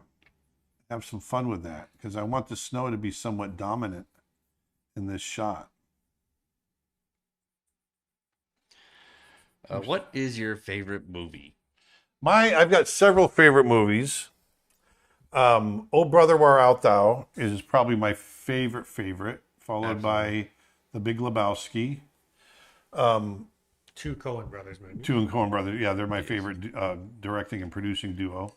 Now, when you're talking about like big cinematic experience, then it goes to Dances with Wolves, Last of the Mohicans, Dune 2, which is very recent. It became one of my new favorite films of all time. Oh yeah.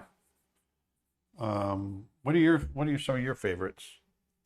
Nick or Either one of you. Ghostbusters. Oh, that's right. I knew Ghostbusters. And Beetlejuice, and I've got plans to see the new one this weekend. Actually, we were going to go last night, and I fell asleep on the couch. It's when I was looking at tickets, they were actually the theater right here was pretty close to sold out. For last night? Yeah. Oh, wow. Yeah, for me personally, having a fascination with World War II history, like one of my favorites has to be Saving Private Ryan. Oh, yeah. Just Shoot, that's because another of great one. how gritty that film is. They really don't hold back. But also like that, I absolutely love Dune 2, and more recently loved Alien Romulus, which we saw a few weeks ago, and also Top Gun Maverick, great sequel from the original. And yeah, there's just so many movies to choose from. It's really hard to pick just one, you know.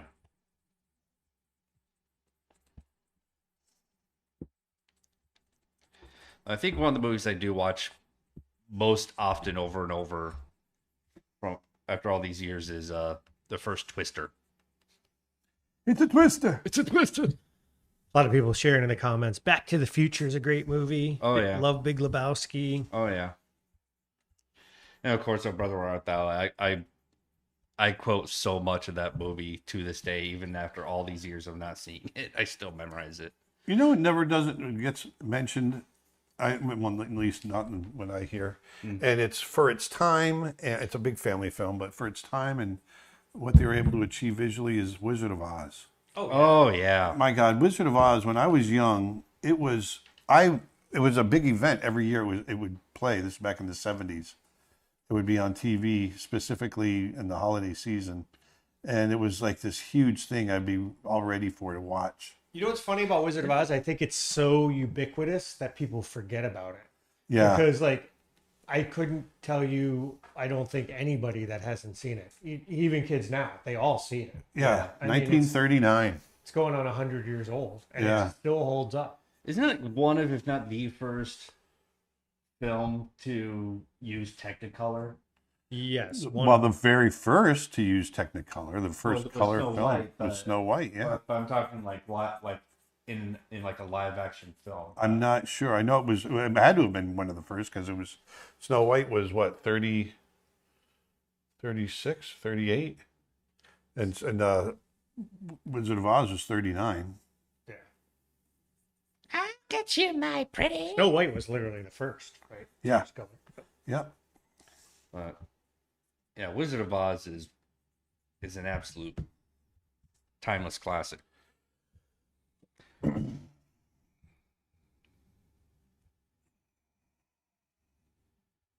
So again, I want to let people know we've got the two biggest deals of all time going at creatureartteacher.com. If you want to help Aaron finish his animated short film Snow Bear, which we are on the home stretch of, pick up either our animation mega bundle, which is over 70, I think it's actually over 75% of the way towards unlocking its next bundle item. You get over $500 worth of courses for less than $50. And the more we sell, the more we're adding to it.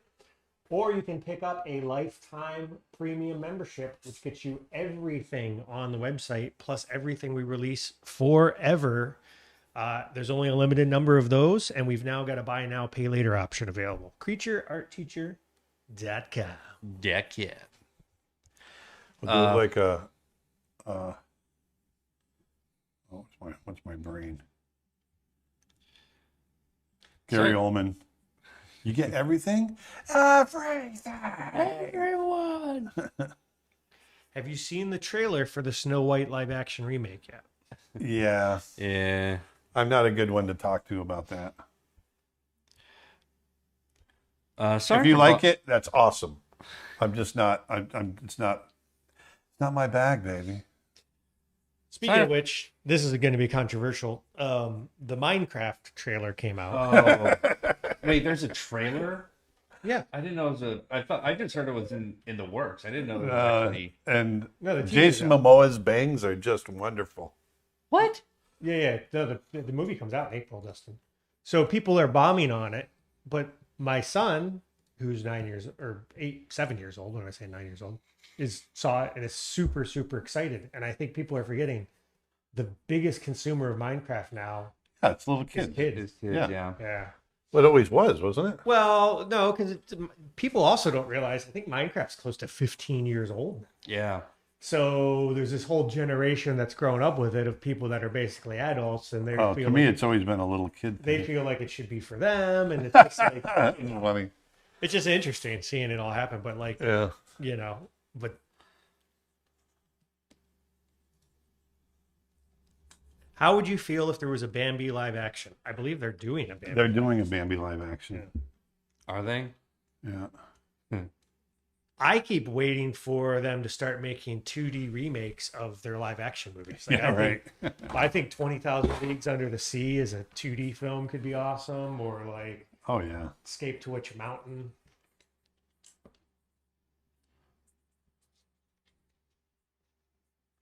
All right, so now we're getting some snow in here that I'm liking. Tell how it's looking for you guys. I think it's looking okay. I want to get in there on the rocks. Martini and Rossi on the rocks.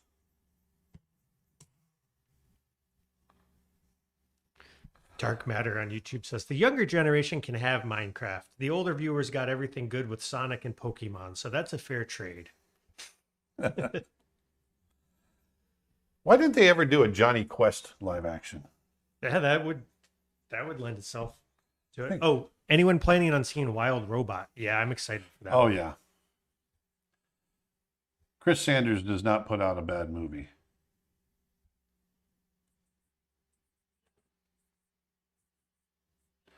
I know a lot of the people that worked on that. I know the producer, I know the directors, and they're all really good people, good filmmakers, good storytellers. They care about the films they make. Well, not that other people don't, but you just know them.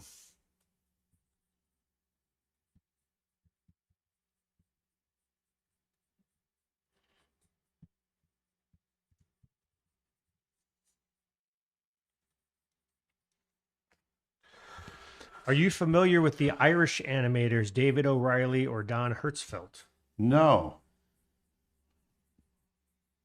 We know there's a lot of great Irish animators. We've been to Cartoon Saloon out there. Oh, and yeah. They've made some amazing films. Tom Moore. Did we meet them at Hennessy, maybe? I don't know. I don't think so.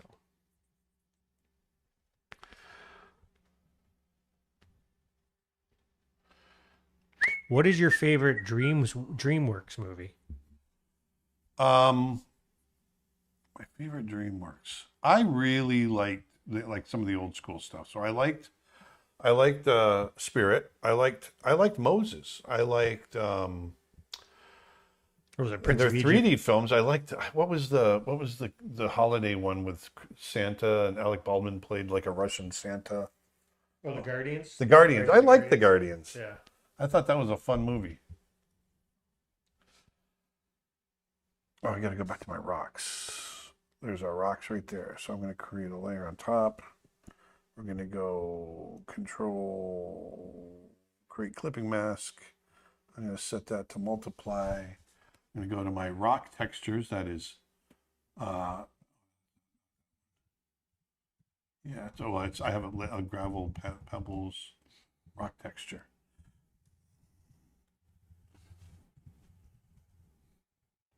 What's your favorite DreamWorks film? I We just were asked just that. talking you about. just asked that.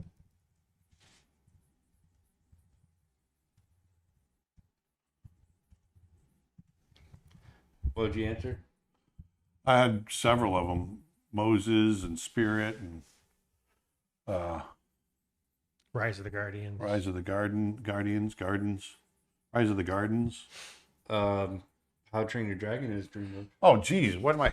How could I forget that? How to Train My Dragon is that whole series is my absolute favorite.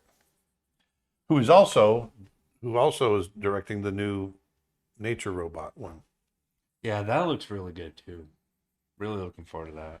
Chris Sanders and Dean Dubois did the Dragon series, and Chris is doing the new robot movie. Matt Pugh on YouTube says, "What about the animated Christmas movie on Netflix called Klaus?" Yeah, we love Klaus. Absolutely love that. We love Klaus. Absolutely blown away. I think it's just what blows my mind the most about it is how natural the lighting feels in that film.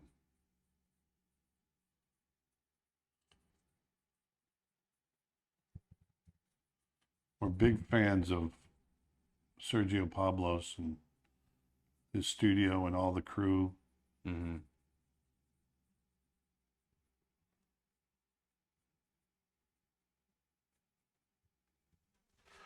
I'm just kind of rendering in some of these rocks.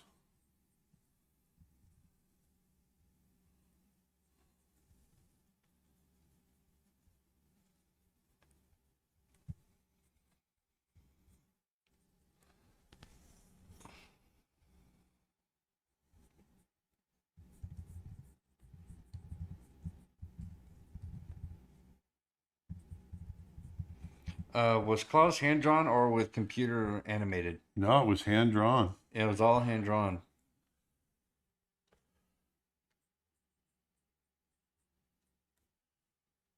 It was done in Tune Boom Harmony.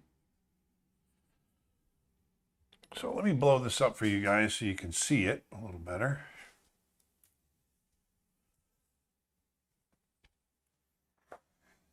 Did you work on the Hunchback of Notre Dame? I did not, but my brother Travis did. And didn't he? Travis Blaise. He animated Frollo, right? Yeah. Yeah, he did a great job under Kathy Zielinski. Yeah. Yeah, that's one of my favorites of Disney. YouTube comment. I keep thinking about Snow Bear merchandise that you've mentioned in the past. This one's a bit of a joke, but what if there was snow beer? Snow beer? I kind of drank like a lot of snow. I drank a lot of snow. I drank a lot of beer in the snow. limited edition Arctic hops. Arctic hops. cracking open one.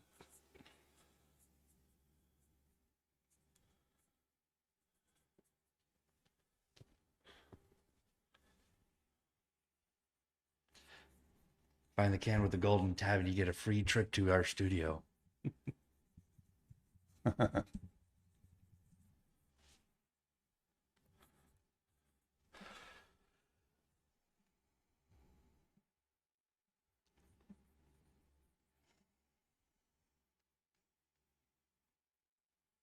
Yeah.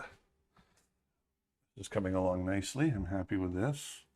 So now what I want to do is go back to my grass layer. And we're going to start putting in some grasses. Are these grasses available in the pack? Yes. So, matter of fact, I'm going to go to my tundra grass.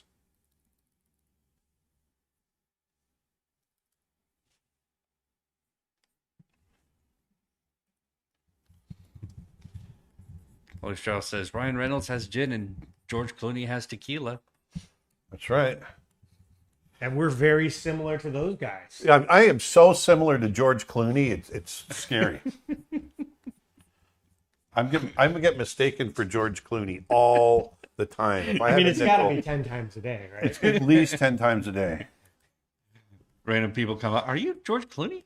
And I always say, yes. Yes, I am. Naturally, you have to. Yeah, of course I am.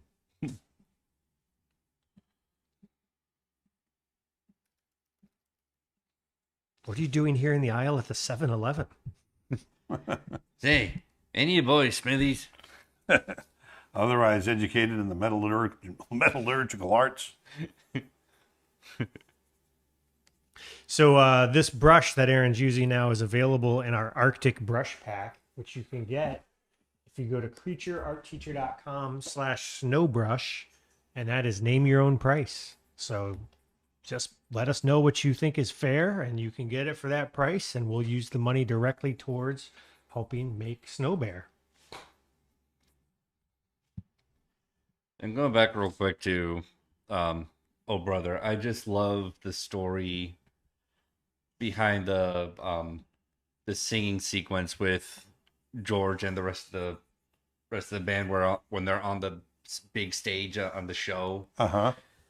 And he's doing his chicken dance during the instrumental parts. I love the story and how all that's is actually improvised, and it was his idea. Yeah, I forgot about that. I can't remember how that goes. So the way it went is like they're getting everything ready, and they had a choreography that George was supposed to follow, and it was supposed to be like some kind of like square dance kind of routine, but it was gonna be a little more serious.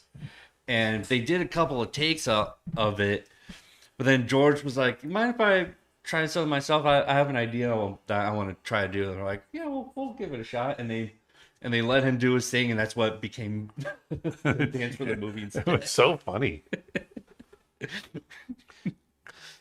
How many hours does it take to do 1 minute of rough animation?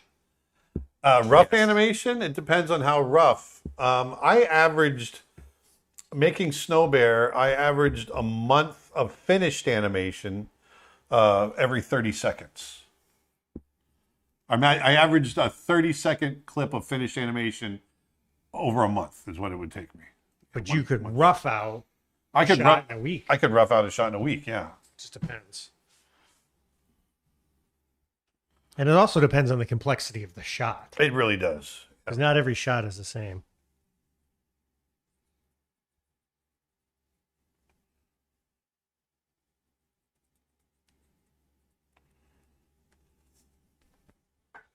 In the past, did it ever happen that Disney canceled a finished film like what's been happening now with HBO Max? No. No, that never happened when we were there. It was a different landscape back then, though, for films and that sort of thing. Yeah, It's a different landscape now. Coyote versus Acme or whatever, right? That's the one that was all done. And Oh, did that never get? Was that one that was supposed to come out and never got released? yeah, Oh. Ken Duncan worked on it. He actually emailed us the other day. Did you see? He replied to your email. Oh, that was a few weeks ago. Yeah. Yeah. When I say the other day, I mean. Yeah.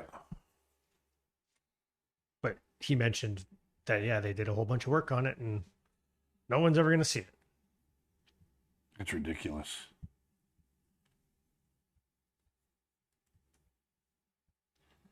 That don't make no sense.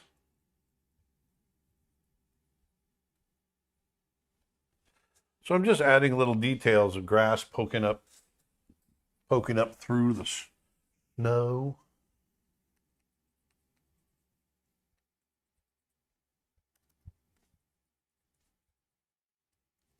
Would you ever make Brother Bear 3?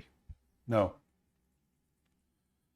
That storyline's gone, and I'm on to other things. Aaron didn't have any involvement in Brother Bear 2. No, I didn't. The first film was his idea, and he made that one, and then the other one was by the direct-to-video department. It's completely different. They pitched us ideas early on, about halfway through the making of the first movie, but and we gave our notes, but we never saw them again after that.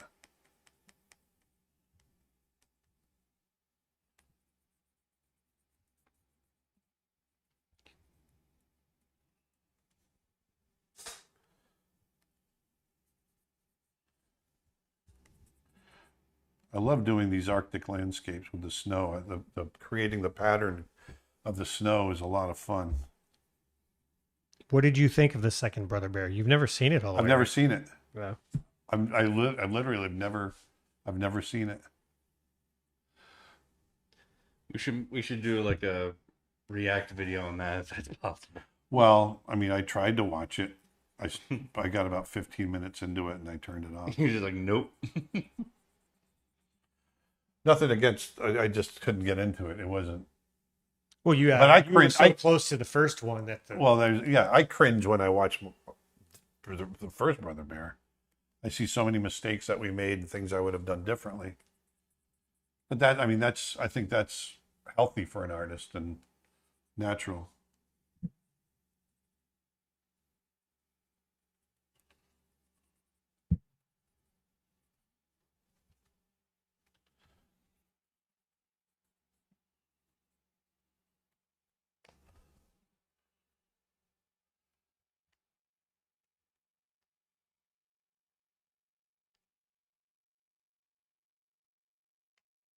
Have you ever thought about making your own movie? Yeah, I just did over the last couple of years. It's a short movie. It is a short movie. It's a movie nonetheless. It is.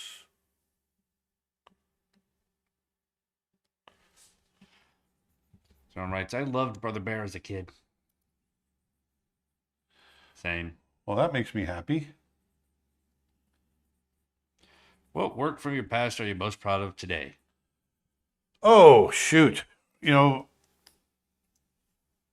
probably, well, this our new film is considered my past, I guess, because it's in the past that I've made it. I think Snow Bears, it's going to be my biggest achievement. And I'm glad that I got to do it with the people that I got to do it with.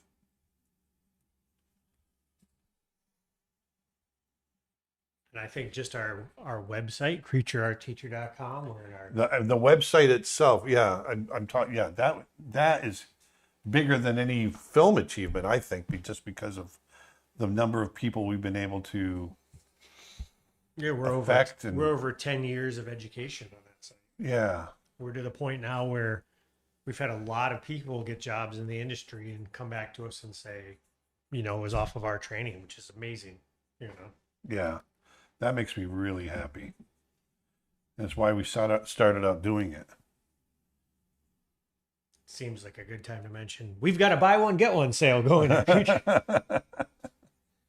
creatureartteacher.com. Buy one get one 50% off. But in all seriousness, though, I mean, we've tried to maintain a high level of courses on that website. We've got story courses, storyboarding, drawing, animation, painting, and we try to keep it at a high level so that it's stuff that we're proud of and stuff that's actually gonna help people.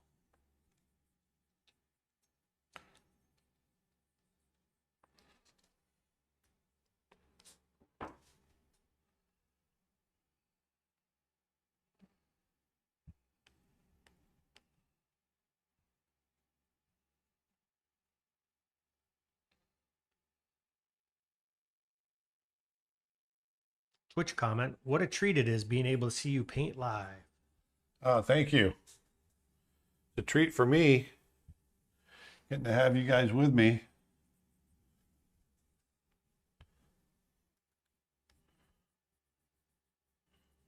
You were part of the Disney Caps era when they first started using digital paint for paper scans, correct? Correct. Yep, they started that at the end of The Little Mermaid.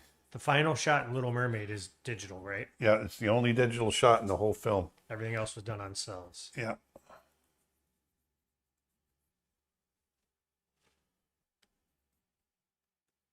Do you happen to know of any good horror animation, and do you think horror could do well in animation? I don't know of any good horror animation. I'm sure it could do well. I wouldn't call it really horror, but there's there's things like Leica did Paranorman. Yeah. There's a Monster House. I mean, this is all still stuff aimed at kids, so it's not like a straight up R-rated horror movie. But there's, Corpse Bride, and there's a twinge of that forever in animation. I mean, going all the way back to Skeleton Dance with, Disney back in the 1930s. Yeah. There's truth in But that. if you're talking about like an R-rated slasher horror movie, I don't know of any, but I'm sure they exist. And I wouldn't see any reason they couldn't do well. It just has to do with whether the story's good or not. Now, that being said, I do think there's certain techniques that lend themselves to different genres of filmmaking. And I think it's a hard sell to do a horror animated piece. But what was that? What was the one that just came out? It's not necessarily 2D, but it was animation. It was the stop motion. Oh, Coraline? No, it was It was a straight up horror film, but I think it was called stop motion. But it was a horror film. It was like these creepy little. I don't know anything about it. Huh.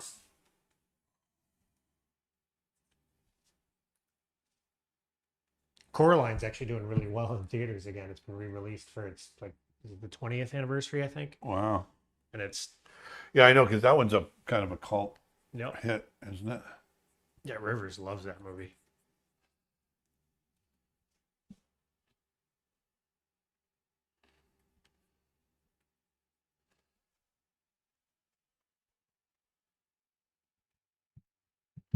Rainy Clouds on YouTube says, I'm thinking about applying to art college soon. Do you have any advice for my portfolio? Yes. Keep it. You don't have to overstack it. Meaning, just pick your best pieces. 10 or 15 of your best pieces, and keep in mind that you're going to art school, so you don't have to know everything because you're going there to learn. So if your portfolio is a little bit lacking, that should be okay because you're going there to learn. One thing I would say, if you're applying to an art school, typically you don't just want a bunch of like character anime style drawings in there. You've got to do some life drawing. They want to Yes. see. Yeah, good point. They want to see you attempting to draw people or objects or still lifes, or that you're trying different disciplines of realism. You can have some cartoony stuff in there too, but in an art college environment, they're going to try to you're not just going to go and learn one style. You're going to learn different mediums and different styles. And so to show that you're attempting those styles, because I'm assuming if you're going to art college, you're coming out of high school, you want to draw the world around you. Someone said the movie you might be thinking of is there's this horror stop motion recently that came out called Mad God. It No, it wasn't Mad God. was by Phil Tippett. No, that one was just weird.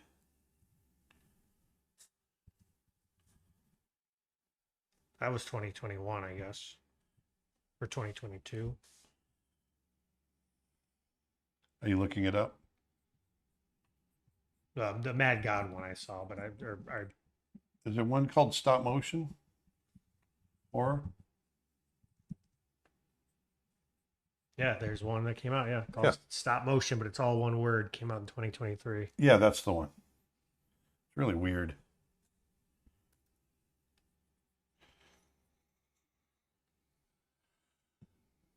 So now I've got these little. Is it a mix of live? It looks like it's a mix of live action. It's live action. Yeah, it's live action, but these little stop motion creatures come to life.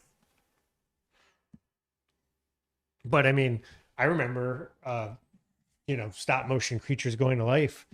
Cat's Eye. Did you ever see that with Drew think so. Barrymore? And it was like a Cat's Eye is like one of those, what would they call it, an anthology movie where there's different. It's kind of like the Tales from the Dark Side or Twilight Zone movie where there's different stories. Yeah. And I remember there was a little stop motion troll guy that was, they thought the cat was stealing her breath. Oh, but yeah, the cat yeah. was really protecting her from the little troll guy. So here I've got like a little, in the Arctic, there's a flower called Arctic cotton flower. And it looks like cotton. And so I made a little brush to put that in there. Cotton.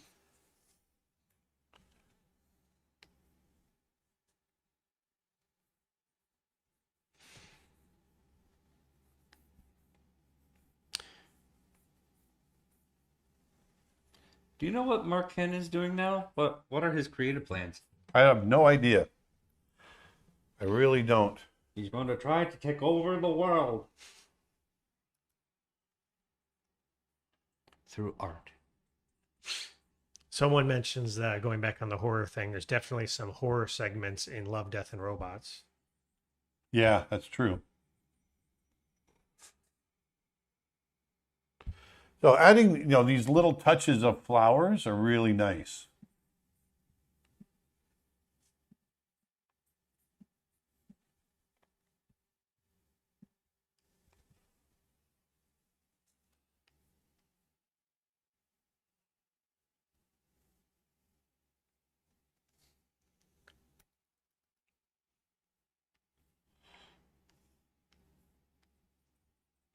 Do you do commissions? Not really, not anymore. I used to. But no. I'm too busy. We're too busy doing our own thing.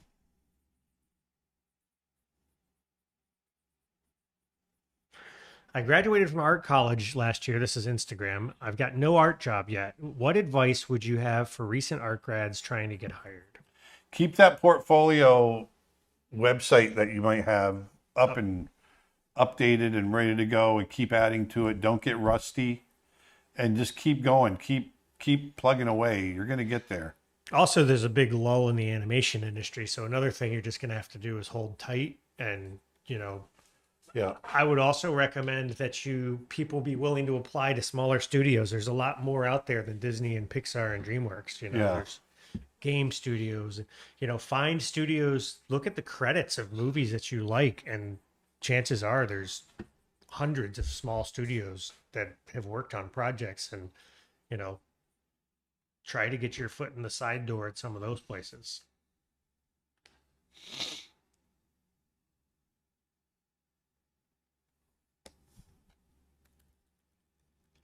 Do you have any tips on how to get better at animal anatomy? Yeah, just practice. That's the only way to get better at it. It's practice, practice, practice. I know that's not exactly what you want to hear, but it really is the best way to get better.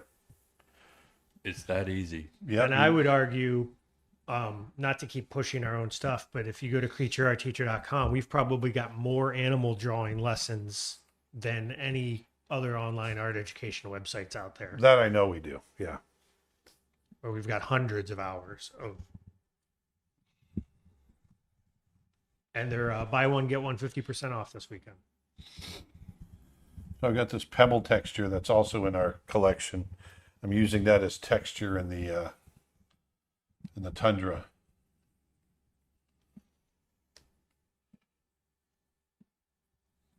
John McClain on Facebook says... John McClain? John McClain. Got a building to save? Yippee-ki-yay. I just came in the stream. Is this a background for Snow Bear? This is a mock background for Snow Bear. Yeah, what we did is we took a old storyboard drawing that was no longer in the picture, and Aaron is just demonstrating how he would go from that storyboard frame to a finished background painting. Yes, yes. Yes.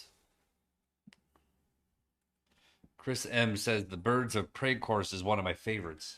That's one of my shorter courses.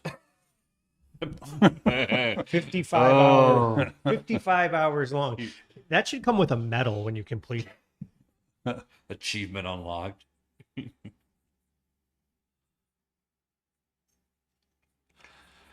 All right, I think I'm gonna wrap this up here in a little bit. Here, where are we? Where are we? 3:13. We've been more at this thing. a couple of hours. There's Just gonna be one I'm more just thing. adding a few details here. Yep, one more thing.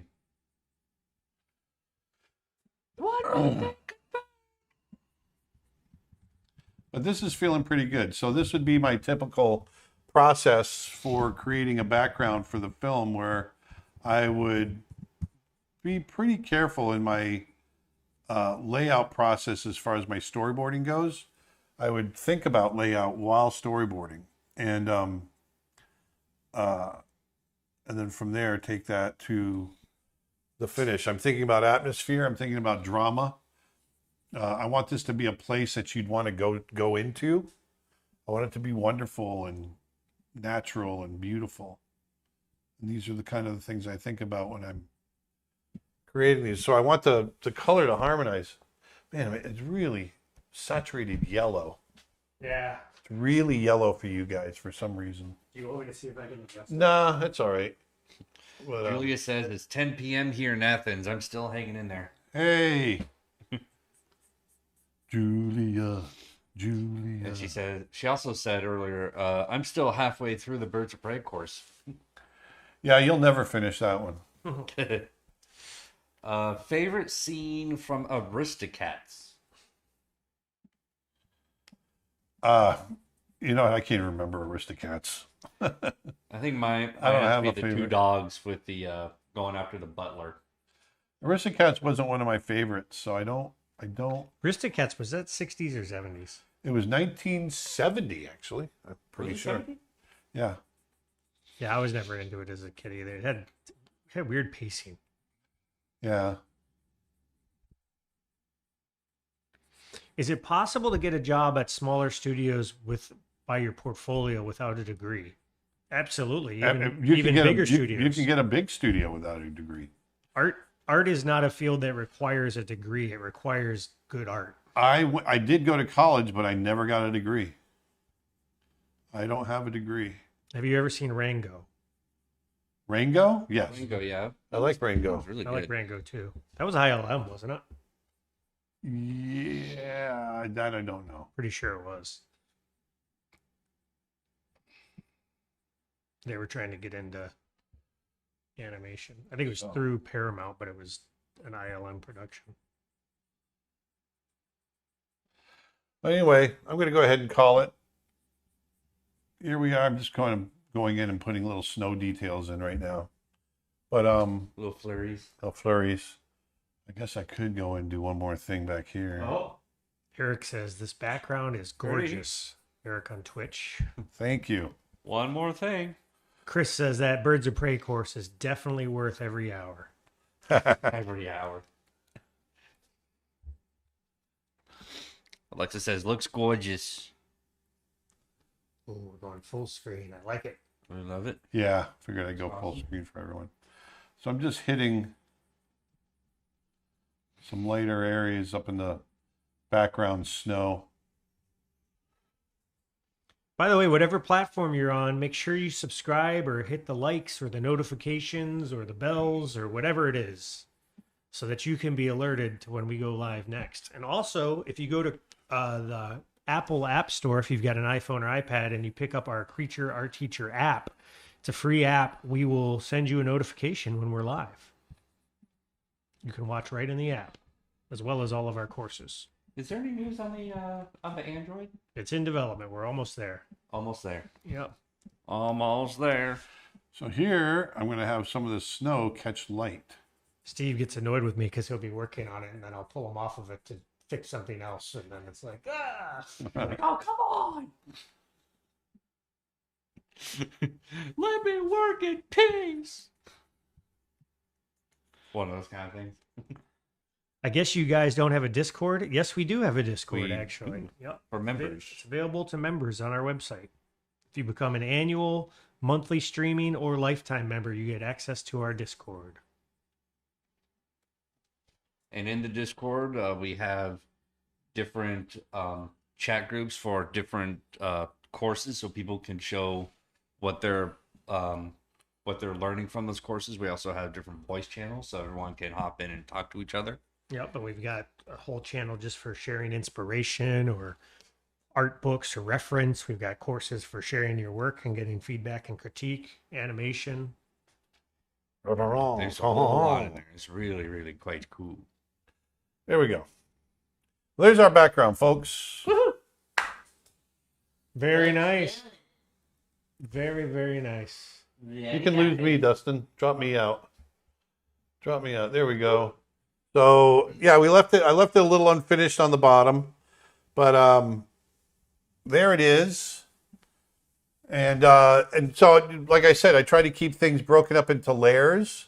I'm using a lot of multiply to keep things unified when I'm adding my shadows, and it's a lot of texture, and then just trying to pull out little highlights in the textures that you create, and just letting it sit that way. But wallpaper right there. but I hope you guys enjoyed this, and we're going to be back again the 1st of October. We might be back again doing live streams before that. I'm not sure, but I doubt it because we got a few things that we've got to do between now and then through this month of September. We are in September, right? Yeah, September. Yeah, the first Friday of October is October 4th, so we'll definitely be back then. Yeah, we'll be back then, and then we'll probably still be off of our weekly live streams through October, but we'll be coming back probably around Thanksgiving, I'm assuming. Well, I have the feeling we'll probably end up doing some member stuff in October, but it might be impromptu, like updates on what's going on with the scoring and stuff like sharing that. music and whatnot. So again, if you go get our Creature Art Teacher app, you can get a notification whenever we go live on any of those members only streams as well. And if you head over to creatureartteacher.com this weekend, we've got a buy one, get one 50% off sale on all of our courses, brush sets, photo packs, don't miss it because that's a great deal. Buy anything and get a second one in your cart for 50% off. There's no code or anything. It just happens automatically. And we've got the 2 biggest deals of all time still running at Creature Art Teacher. We've got our animation mega bundle, which gets you over $500 worth of courses for less than $50, and our lifetime premium membership, which is literally the deal of a lifetime. It gets you everything on the website forever. Those are both limited, so get them while you can. Bingo, bango, bongo. Bingo, bingo, bingo. Thanks, you guys. I had a great time today. It's fun doing this little landscape, and I hope you enjoyed it. Hope you learned something. Buy a shirt. And go buy a shirt. Go buy a shirt. And put your grocery cart away. Talk to you guys later. Everybody. See ya. See you next time. Bye-bye.